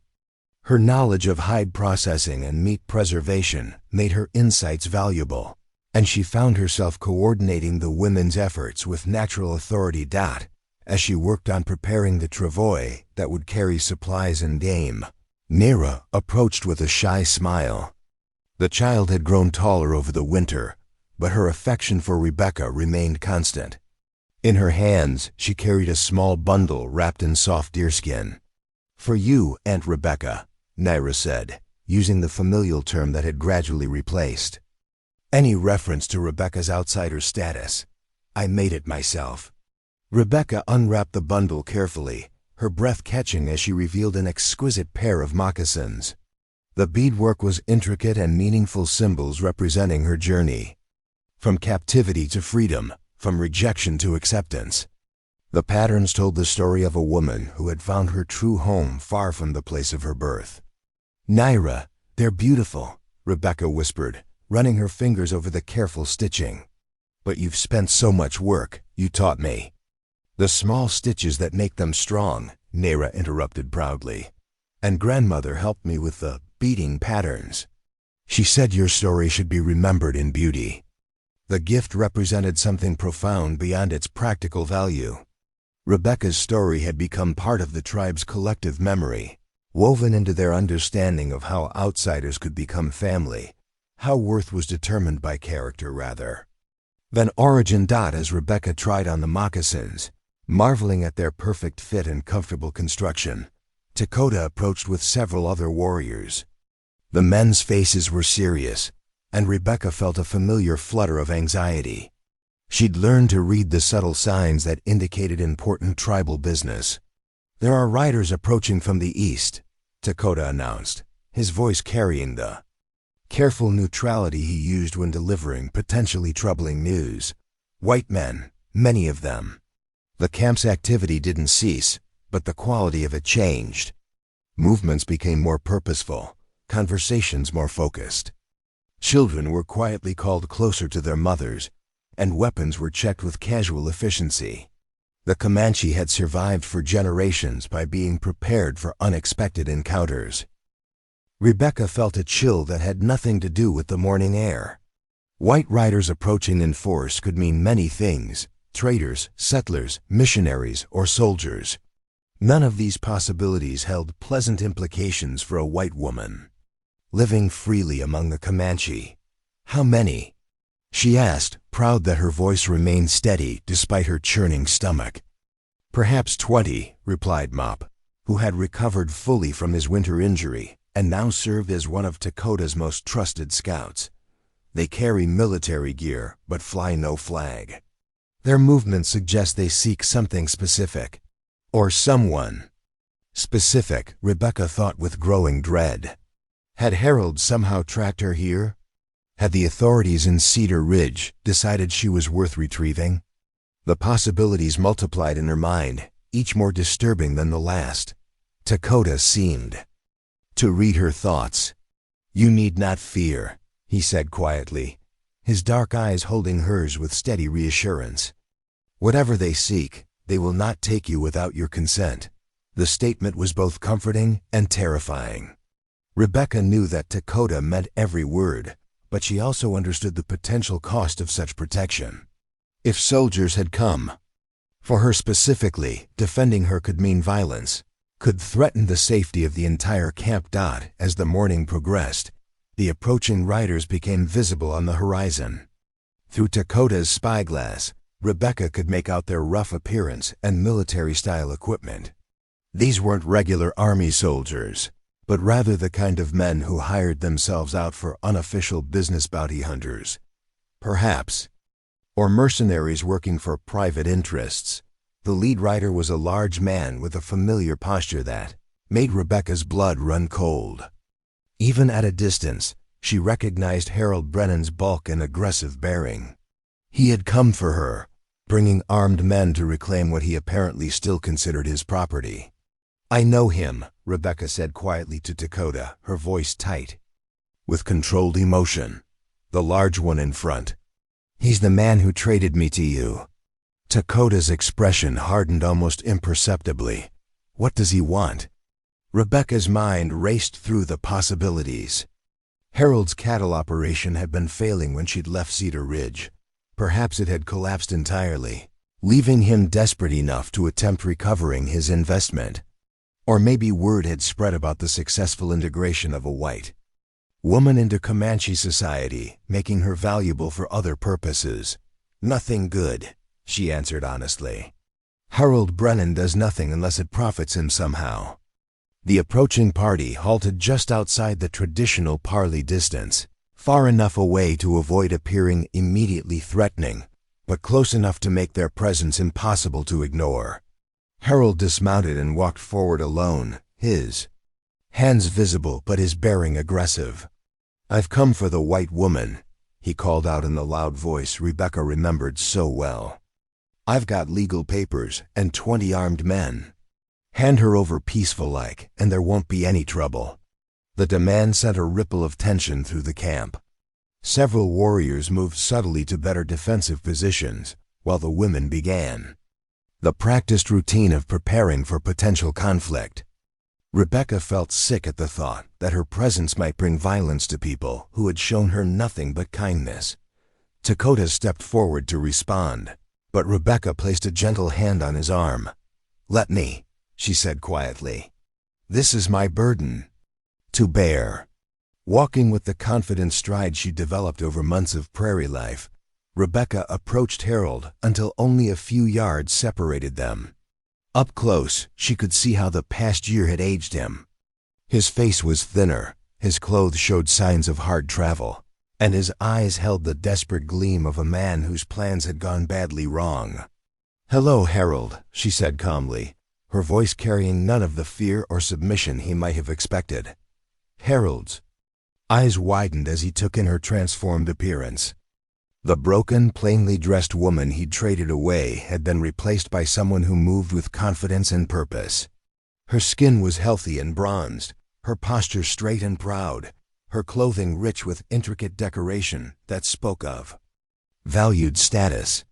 "Rebecca," he said, his voice uncertain for the first time she could remember. You look different." "I am different," she replied simply. "I am no longer the woman you discarded. I am home now, Harold. Among people who value me for who I am, not what I might bring them." Harold's confusion gave way to the familiar calculating expression she remembered. "Now see here, Rebecca. I made a mistake trading you off like that. I was desperate, scared about losing the ranch.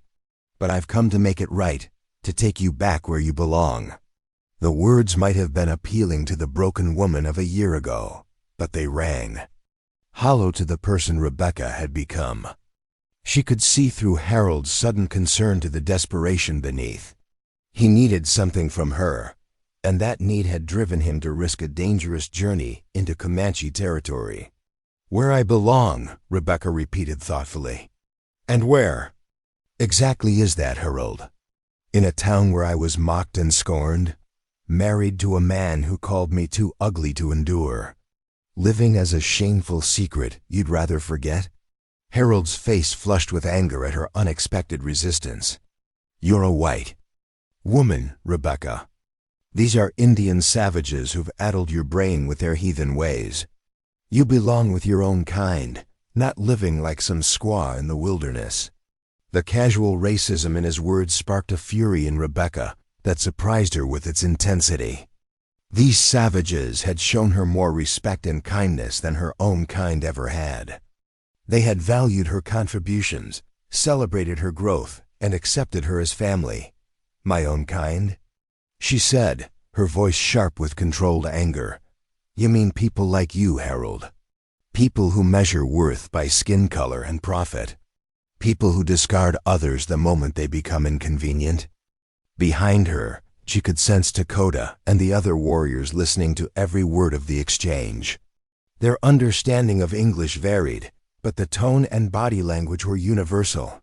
They could see that Harold represented everything Rebecca had escaped from. Harold's desperation began to show more clearly. "Rebecca, be reasonable.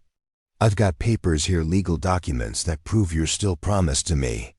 The territorial government recognizes our engagement, and they've authorized me to retrieve you by force if necessary." Rebecca almost laughed at the absurdity of it. Legal papers had no meaning here, no power over a woman who had found her true home. Harold's threats were empty bluster, dangerous only if she chose to give them weight. "I am not your property, Harold," she said firmly. "I never was, despite what your papers might claim. I choose to remain here with people who honor that choice." Harold's mask of reasonableness finally slipped entirely. "You don't get to choose," he snarled. "You're coming back with me whether you like it or not. I've got 20 men here, and these Indians can't stand against modern weapons." The threat hung in the air like smoke from a gunpowder blast. Harold had revealed his true intentions. He was prepared to use violence to reclaim what he considered his property, regardless of her wishes or the consequences for the Comanche. Rebecca felt a profound calm settle over her. The moment of ultimate choice had arrived, the test that Chada had predicted during the winter crisis. She could return with Harold to avoid bloodshed, could sacrifice her happiness to protect the people she loved. Or she could stand firm in her new identity, trusting in the strength of her chosen family. "No," she said simply, her voice carrying absolute finality. "I will not go with you, Harold. This is my home. These are my people. and I will not be taken from them by threats or force." Harold's face contorted with rage. "Then you've chosen to die with them," he spat, turning to stalk back toward his men. But before he could take more than a few steps, Dakota's voice rang out across the prairie, speaking in clear English that carried to every member of Harold's party. "The woman has spoken her choice," Dakota declared, his words carrying the authority of absolute conviction. "She is protected by our laws, our weapons, and our willingness to die for what we love. Any man who seeks to take her against her must face all of us." As if summoned by his words, the camp transformed around Rebecca. Warriors appeared from positions she hadn't noticed, their weapons ready but not yet threatening. Women and children moved to protected areas with practiced efficiency. The entire community mobilized to defend one of their own. Harold's men shifted nervously as they realized they faced not just Comanche warriors, but an entire people united in purpose. 20 mercenaries were formidable, but they were vastly outnumbered and fighting on unfamiliar ground against people who knew every rock and gully for miles around. Rebecca walked back to stand beside Dakota, her choice made visible to everyone present. She was no longer caught between two worlds. She had chosen her side definitively and completely. Harold, recognizing the futility of his position, made one last desperate appeal. "Rebecca, think about what you're doing. You're throwing away civilization, safety, your entire future for these people." Rebecca looked at him with something approaching pity. "Harold, you never understood what civilization really means.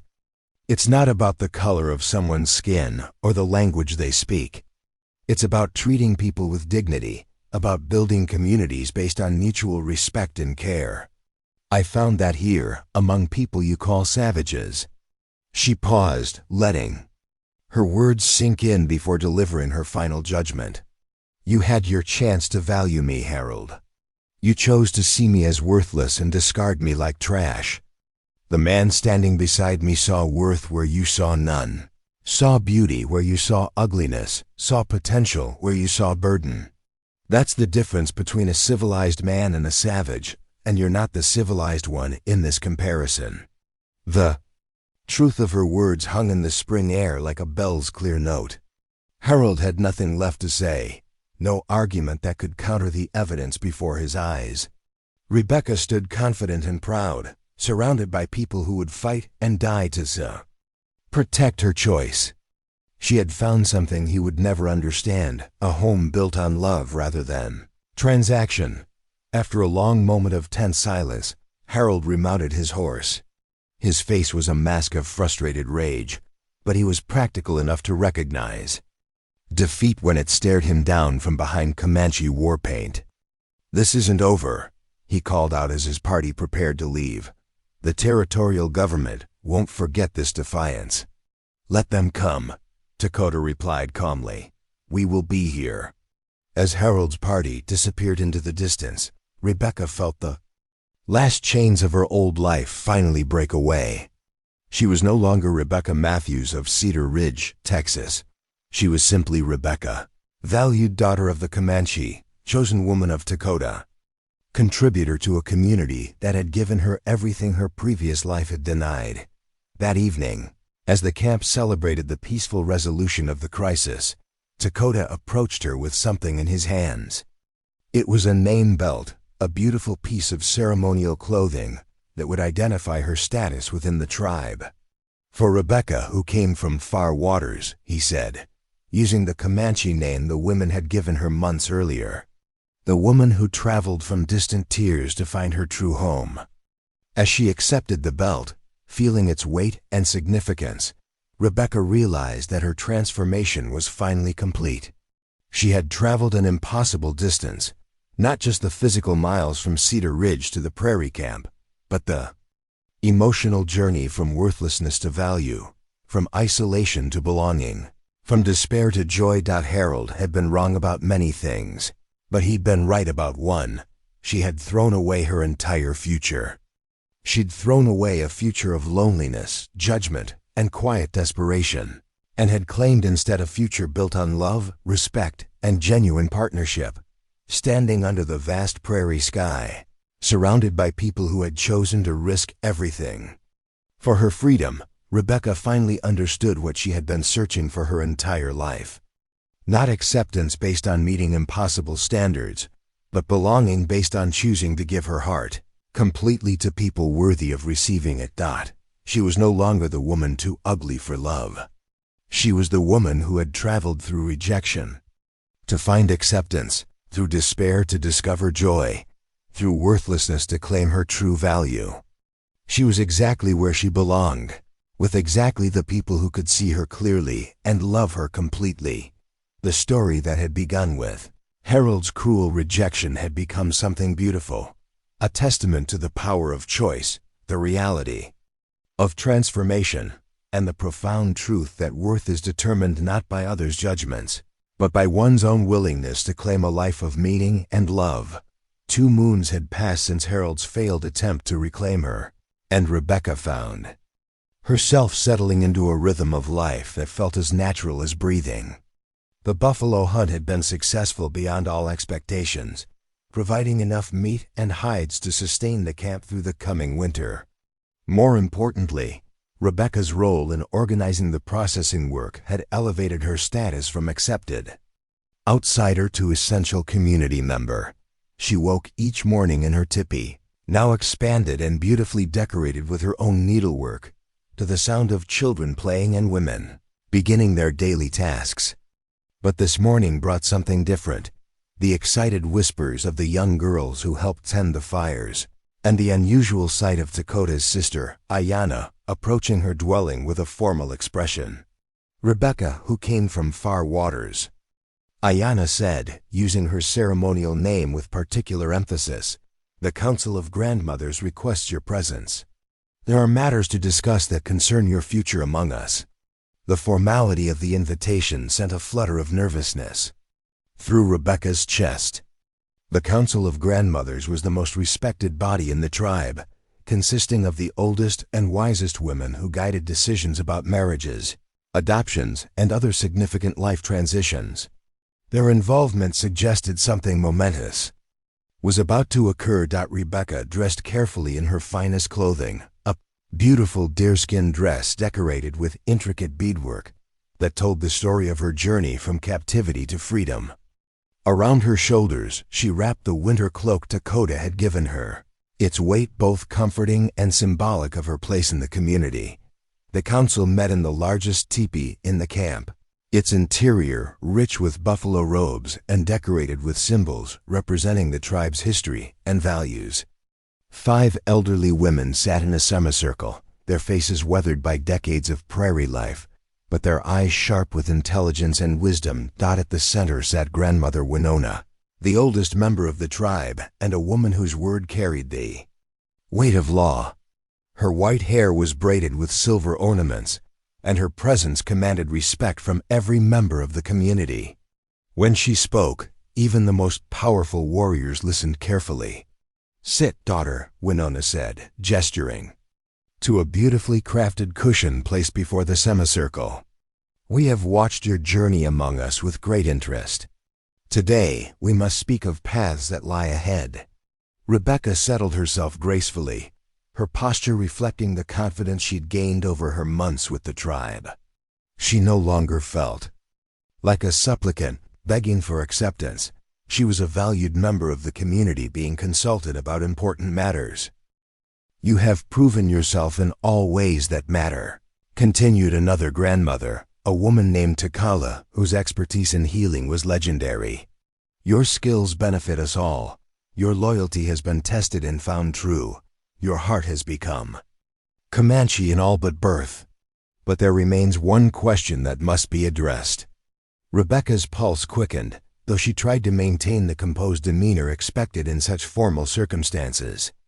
She had a suspicion about what question might be coming, but she waited respectfully for the grandmothers to speak their concerns directly. Winona leaned forward slightly, her ancient eyes studying Rebecca with penetrating intensity. "Dakota has spoken to us of his intentions regarding you. He wishes to make you his wife, to bind your fate to his and to this tribe permanently. But such a union raises questions that must be considered carefully. The words sent a surge of emotion through Rebecca that she struggled to control. Dakota wanted to marry her, the man who had rescued her from desperation, who had defended her against opposition, who had seen worth in her when she couldn't see it in herself.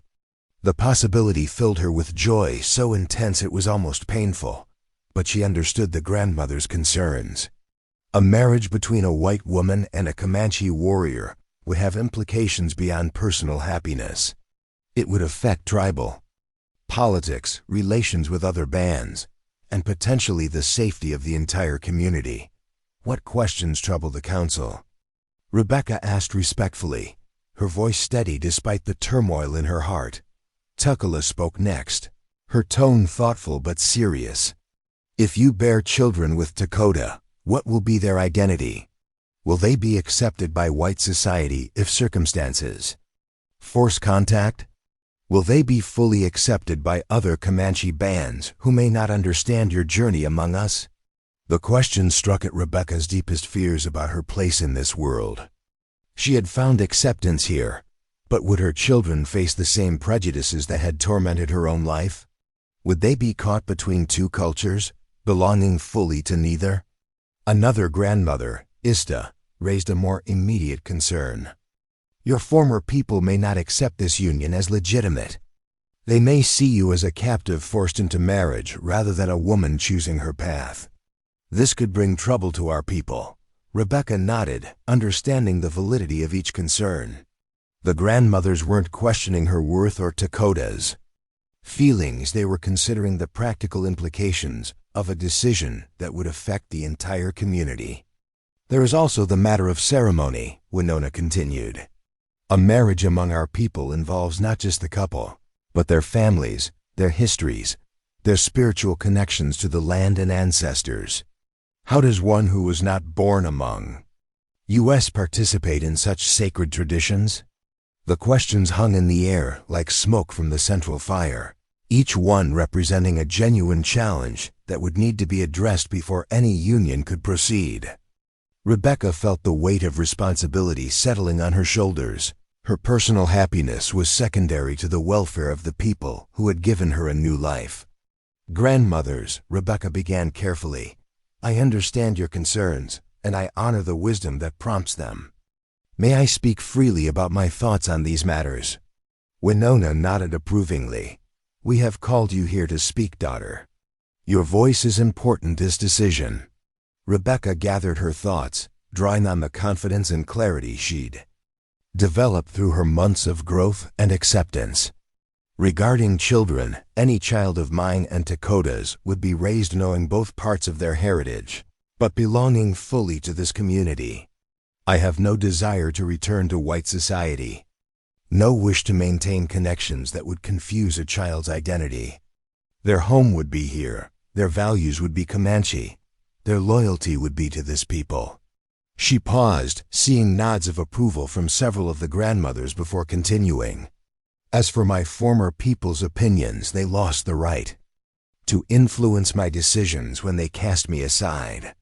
I am here by choice, not force. Any child born to me would be born in freedom and love, not captivity.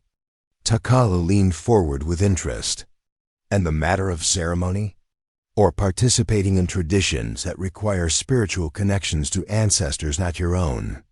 This was the most delicate question, touching on the sacred aspects of Comanche culture, that Rebecca approached with deep reverence. I cannot claim connection to ancestors I do not share, she said honestly. But I can offer complete dedication to the spiritual path you have taught me, full respect for the traditions you have shared, and absolute commitment to passing these values to any children I might bear. Ista spoke up with a practical concern. There is also the matter of Dakota's position in the tribe. As a war leader and respected warrior, his choice of wife affects his ability to lead, to be accepted by other bands, to maintain the relationships necessary for our survival. Rebecca felt a pang of anxiety at this concern. The last thing she wanted was for her presence to diminish Dakota's standing or effectiveness as a leader. If my background would compromise Dakota's position, then perhaps, Winona raised a hand. To stop her, "Child, you misunderstand. We do not raise these concerns to discourage the union, but to ensure that all parties understand the challenges and are prepared to meet them together." The clarification sent relief flooding through Rebecca. The grandmothers weren't trying to prevent her marriage to Dakota. They were ensuring that she understood the responsibilities and implications of such a union. "Dakota has already proven his commitment to you publicly," Takala observed. "His defense of your place among us, his willingness to face your former people with weapons, his choice to bring these concerns to us rather than proceeding privately, all show a man who understands the weight of his decision." Ista nodded in agreement.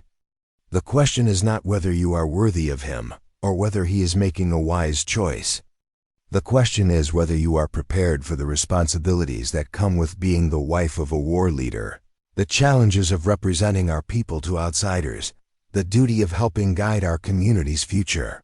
Rebecca felt a profound shift in her understanding of the conversation. She wasn't being evaluated for adequacy, she was being prepared for leadership. As Dakota's wife, she would have responsibilities beyond her personal happiness, roles to play in the tribe's political and social structure. "I am prepared to learn whatever is necessary," she said firmly. "I have already committed my life to this community." Marriage to Dakota would simply formalize and deepen that commitment. Winona smiled for the first time during the conversation, her weathered face creasing with genuine warmth. "Good. Then we will proceed to discuss the practical arrangements." The next hour was spent in detailed planning that amazed Rebecca with its complexity and thoughtfulness. The grandmothers had already considered every aspect of the proposed union, from ceremony logistics to long-term implications for tribal relationships. "The marriage will be conducted according to our oldest traditions," Winona explained, "but with special recognition of your unique journey to this place.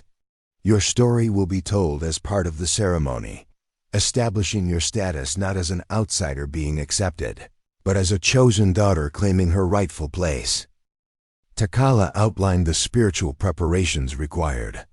"You will spend 4 days in purification and prayer, guided by myself and the other medicine women. This will prepare you not just for marriage, but for the leadership role you will assume as Dakota's wife." Ista discussed the practical considerations. Gifts will be exchanged between families, but since you have no blood family present, the tribe itself will stand as your relatives. The women who have taught you will present your skills and accomplishments, speaking for your value as we would for any daughter. As the grandmothers outlined their plans, Rebecca realized she was witnessing something extraordinary. The tribe wasn't just allowing her to marry one of their warriors, they were conducting a full adoption ceremony disguised as marriage preparation. She was being formally claimed as a daughter of the people, with all the rights and responsibilities that status entailed. "There is one final matter," Winona said as the formal discussion concluded. "Dakota waits outside, as is proper when the grandmothers discuss such matters. But the final decision must be yours, made freely and without pressure. Do you wish to become his wife, knowing all that such a choice entails?" Rebecca didn't hesitate. "Yes, grandmother, with all my heart." Winona nodded with satisfaction. "Then we will call him in, and you may give him your answer directly." When Dakota entered the tipi, his usual composed demeanor showed cracks of nervousness that Rebecca found endearing. He had faced enemy warriors without flinching, but the prospect of her response to his marriage proposal clearly affected him deeply. "Dakota," Winona said formally, "we have discussed your request with Rebecca, who came from far waters. She has something to tell you." Rebecca rose gracefully, moving to stand before the man who had fundamentally changed her life. Looking into his dark eyes, she reflected all the emotions she felt herself: love, hope, anxiety, and deep commitment. "I accept," she said simply, her voice carrying clearly through the tipi. I choose you as you chose me. I choose this life, this people, this future we will build together. Takota's relief and joy were visible despite his attempt to maintain formal composure. He stepped forward and took her hands in his, the gesture both tender and symbolic of their commitment. Then it is decided, Winona announced with satisfaction. Let the preparations begin. As the formal meeting concluded and they prepared to leave the tipi, Rebecca felt the full weight of what had just occurred. She was going to marry Takota, not just the man she loved, but a leader whose position would make her a figure of importance in the tribe's future. More than that, she had been formally accepted as a daughter of the people, her status no longer that of a rescued outsider, but of a chosen family member.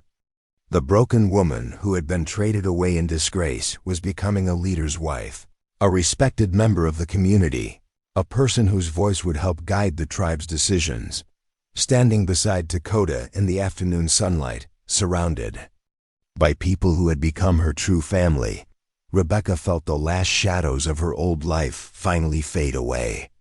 She was no longer becoming someone new, she had arrived at her true self, ready to embrace a future built on love, respect, and the unshakable knowledge of her own worth. 5 years had passed since the morning Rebecca knelt in the dust of Cedar Ridge, and the woman who now stood on the wind-swept hill overlooking the Comanche camp bore no resemblance to that broken soul. Her hair, now intricately braided with silver ornaments that marked her status as a war leader's wife, caught the late afternoon sunlight. As she watched her husband return from a successful hunting expedition, Takota rode at the head of the party, his posture reflecting both the satisfaction of success and the quiet authority that had made him one of the most respected leaders among the southern bands. But when his eyes found Rebecca on the hillside, his stern expression softened into the smile she had come to treasure above all earthly possessions. Beside her, their 3-year-old son, Atunka, bounced with excitement at seeing his father's return. The boy was a perfect blend of both parents. Takota's dark eyes and strong build combined with Rebecca's determined chin and quick intelligence. He spoke both English and Comanche fluently, moved between cultures with the ease of someone born to bridge worlds. "Mama, Papa brings the buffalo," Atunka exclaimed, pointing at the heavily laden travois being pulled behind the horses. "Will there be a celebration tonight?" Rebecca smiled, adjusting the cradle board that held their newest edition 6-month-old. Winona, named for the grandmother who had passed peacefully in her sleep the previous winter. The baby slept contentedly, her tiny fist curled around a braid of Rebecca's hair. "Yes, little warrior," Rebecca replied in Comanche, the language that had become as natural to her as breathing. "Your father has brought plenty for the feast." As the hunting party reached the camp, Rebecca made her way down the hill with practiced grace. Her movement was fluid and confident, that of a woman completely at home in her environment. The other women called out greetings, their voices warm with the respect she had earned through years of dedicated service to the community. Takota dismounted and immediately reached for his son, lifting Atunka high into the air while the boy shrieked with delight. The sight never failed to fill Rebecca with profound contentment. This man who commanded respect from the fiercest warriors became utterly gentle in the presence of his children. The hunting was good? Rebecca asked, though.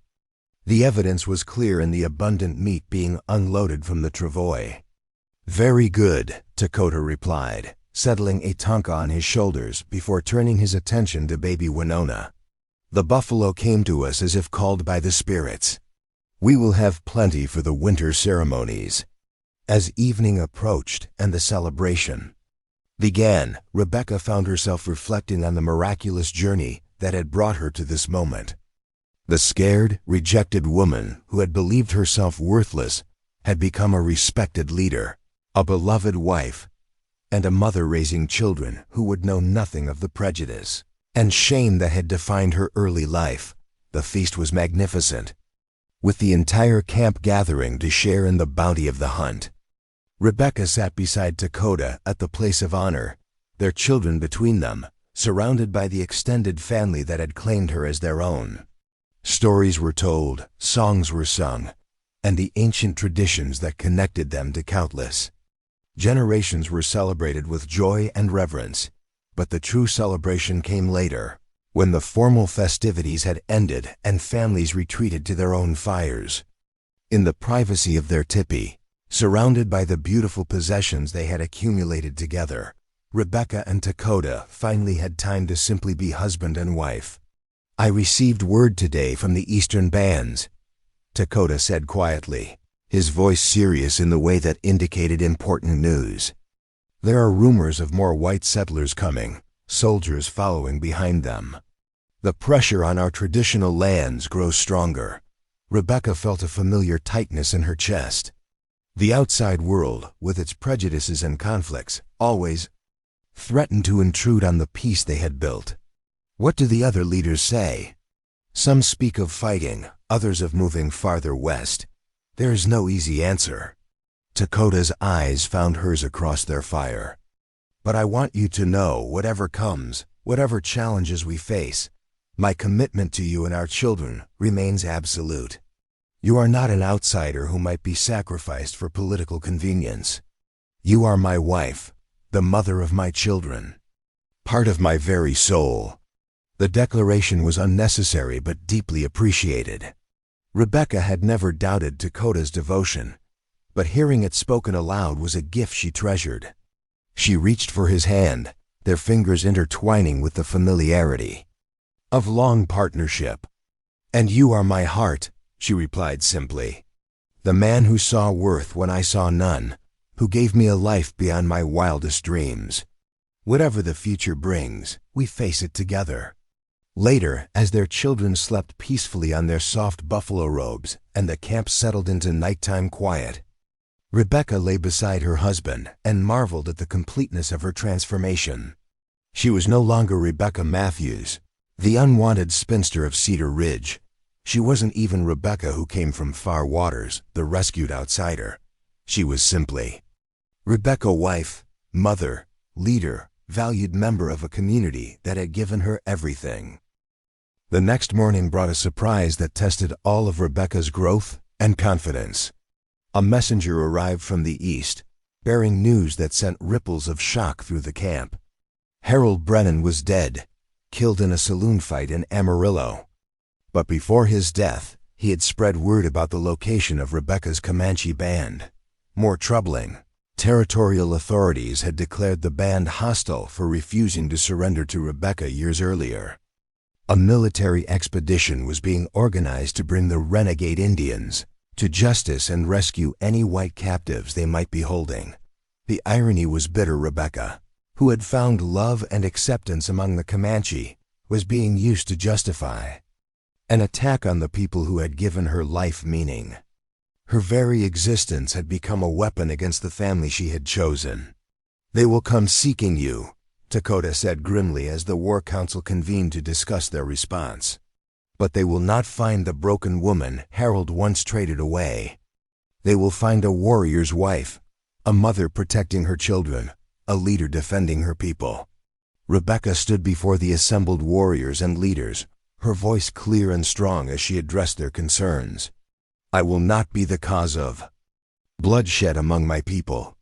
If my surrender would prevent an attack, I offer it freely." The response was immediate and overwhelming. Every voice in the council rejected her offer, their unity so complete it brought tears to her eyes. She was not a liability to be sacrificed, she was a family to be protected at any cost. But protection, they all knew, might require the ultimate sacrifice. If soldiers came seeking to rescue her, they would find a community willing to fight and die rather than surrender one of their own. As preparations for potential conflict began, Rebecca made a decision that surprised even herself. Walking to the center of the camp, she called for the attention of all the people, men, women, children, elders. "My friends, my family," she began, her voice carrying to every corner of the gathered crowd. "You saved a broken woman and helped her become whole. You took a stranger and made her one of your own. You showed me that worth is not determined by others' judgment, but by one's own choice to live with dignity and purpose." She paused, looking at the faces around her, faces that had become more dear to her than any blood relatives had ever been. "Now others would use my presence as an excuse to harm you. They call me a captive, though I have never been more free. They claim you hold me against my will, though I have never chosen anything more clearly than to remain among you." Rebecca's voice grew stronger, filled with the conviction that had carried her through every challenge of the past years. "Let them come. Let them see a captive who leads, a victim who protects, a woman who chose love over fear. Let them try to understand how completely they misunderstood everything about strength, worth, and belonging." The response was a roar of approval that echoed across the prairie. Rebecca had not just declared her loyalty, she had claimed her identity as a leader, a protector, a woman who would not be defined by others' limitations. In the end, the threatened military expedition never materialized. Political changes in the territorial government, combined with more pressing conflicts elsewhere, shifted attention away from one renegade band. Harold's death had removed the primary agitator for action, and without his constant pressure, official interest in Rebecca's rescue faded into bureaucratic indifference. Years passed peacefully. Atonka grew into a respected young warrior, equally at home with bow and rifle, equally fluent in the languages of two worlds. Little Winona became a skilled healer, learning traditional medicine from the camp's elders while displaying an intuitive understanding of herbs and remedies that amazed her teachers. More children followed, strong, confident individuals who carried the best of both their parents' worlds. They knew their mother's story of transformation, understood how she had traveled from rejection to acceptance, from worthlessness to value. Rebecca became a bridge between cultures when necessary, helping negotiate with traders and officials who occasionally sought out their band. Her unique position, a white woman who had genuinely become Comanche, gave her a perspective that proved valuable in maintaining peace while preserving their way of life. But her greatest achievement was not political or cultural, it was personal.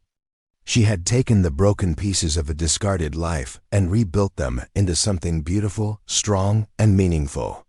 She had proven that worth is not determined by others' judgment, but by one's own willingness to claim dignity, purpose, and love. On quiet evenings, sitting beside the fire with Dakota's arm around her shoulders and their children playing nearby, Rebecca sometimes thought about the woman she had been, frightened, ashamed, convinced of her own inadequacy.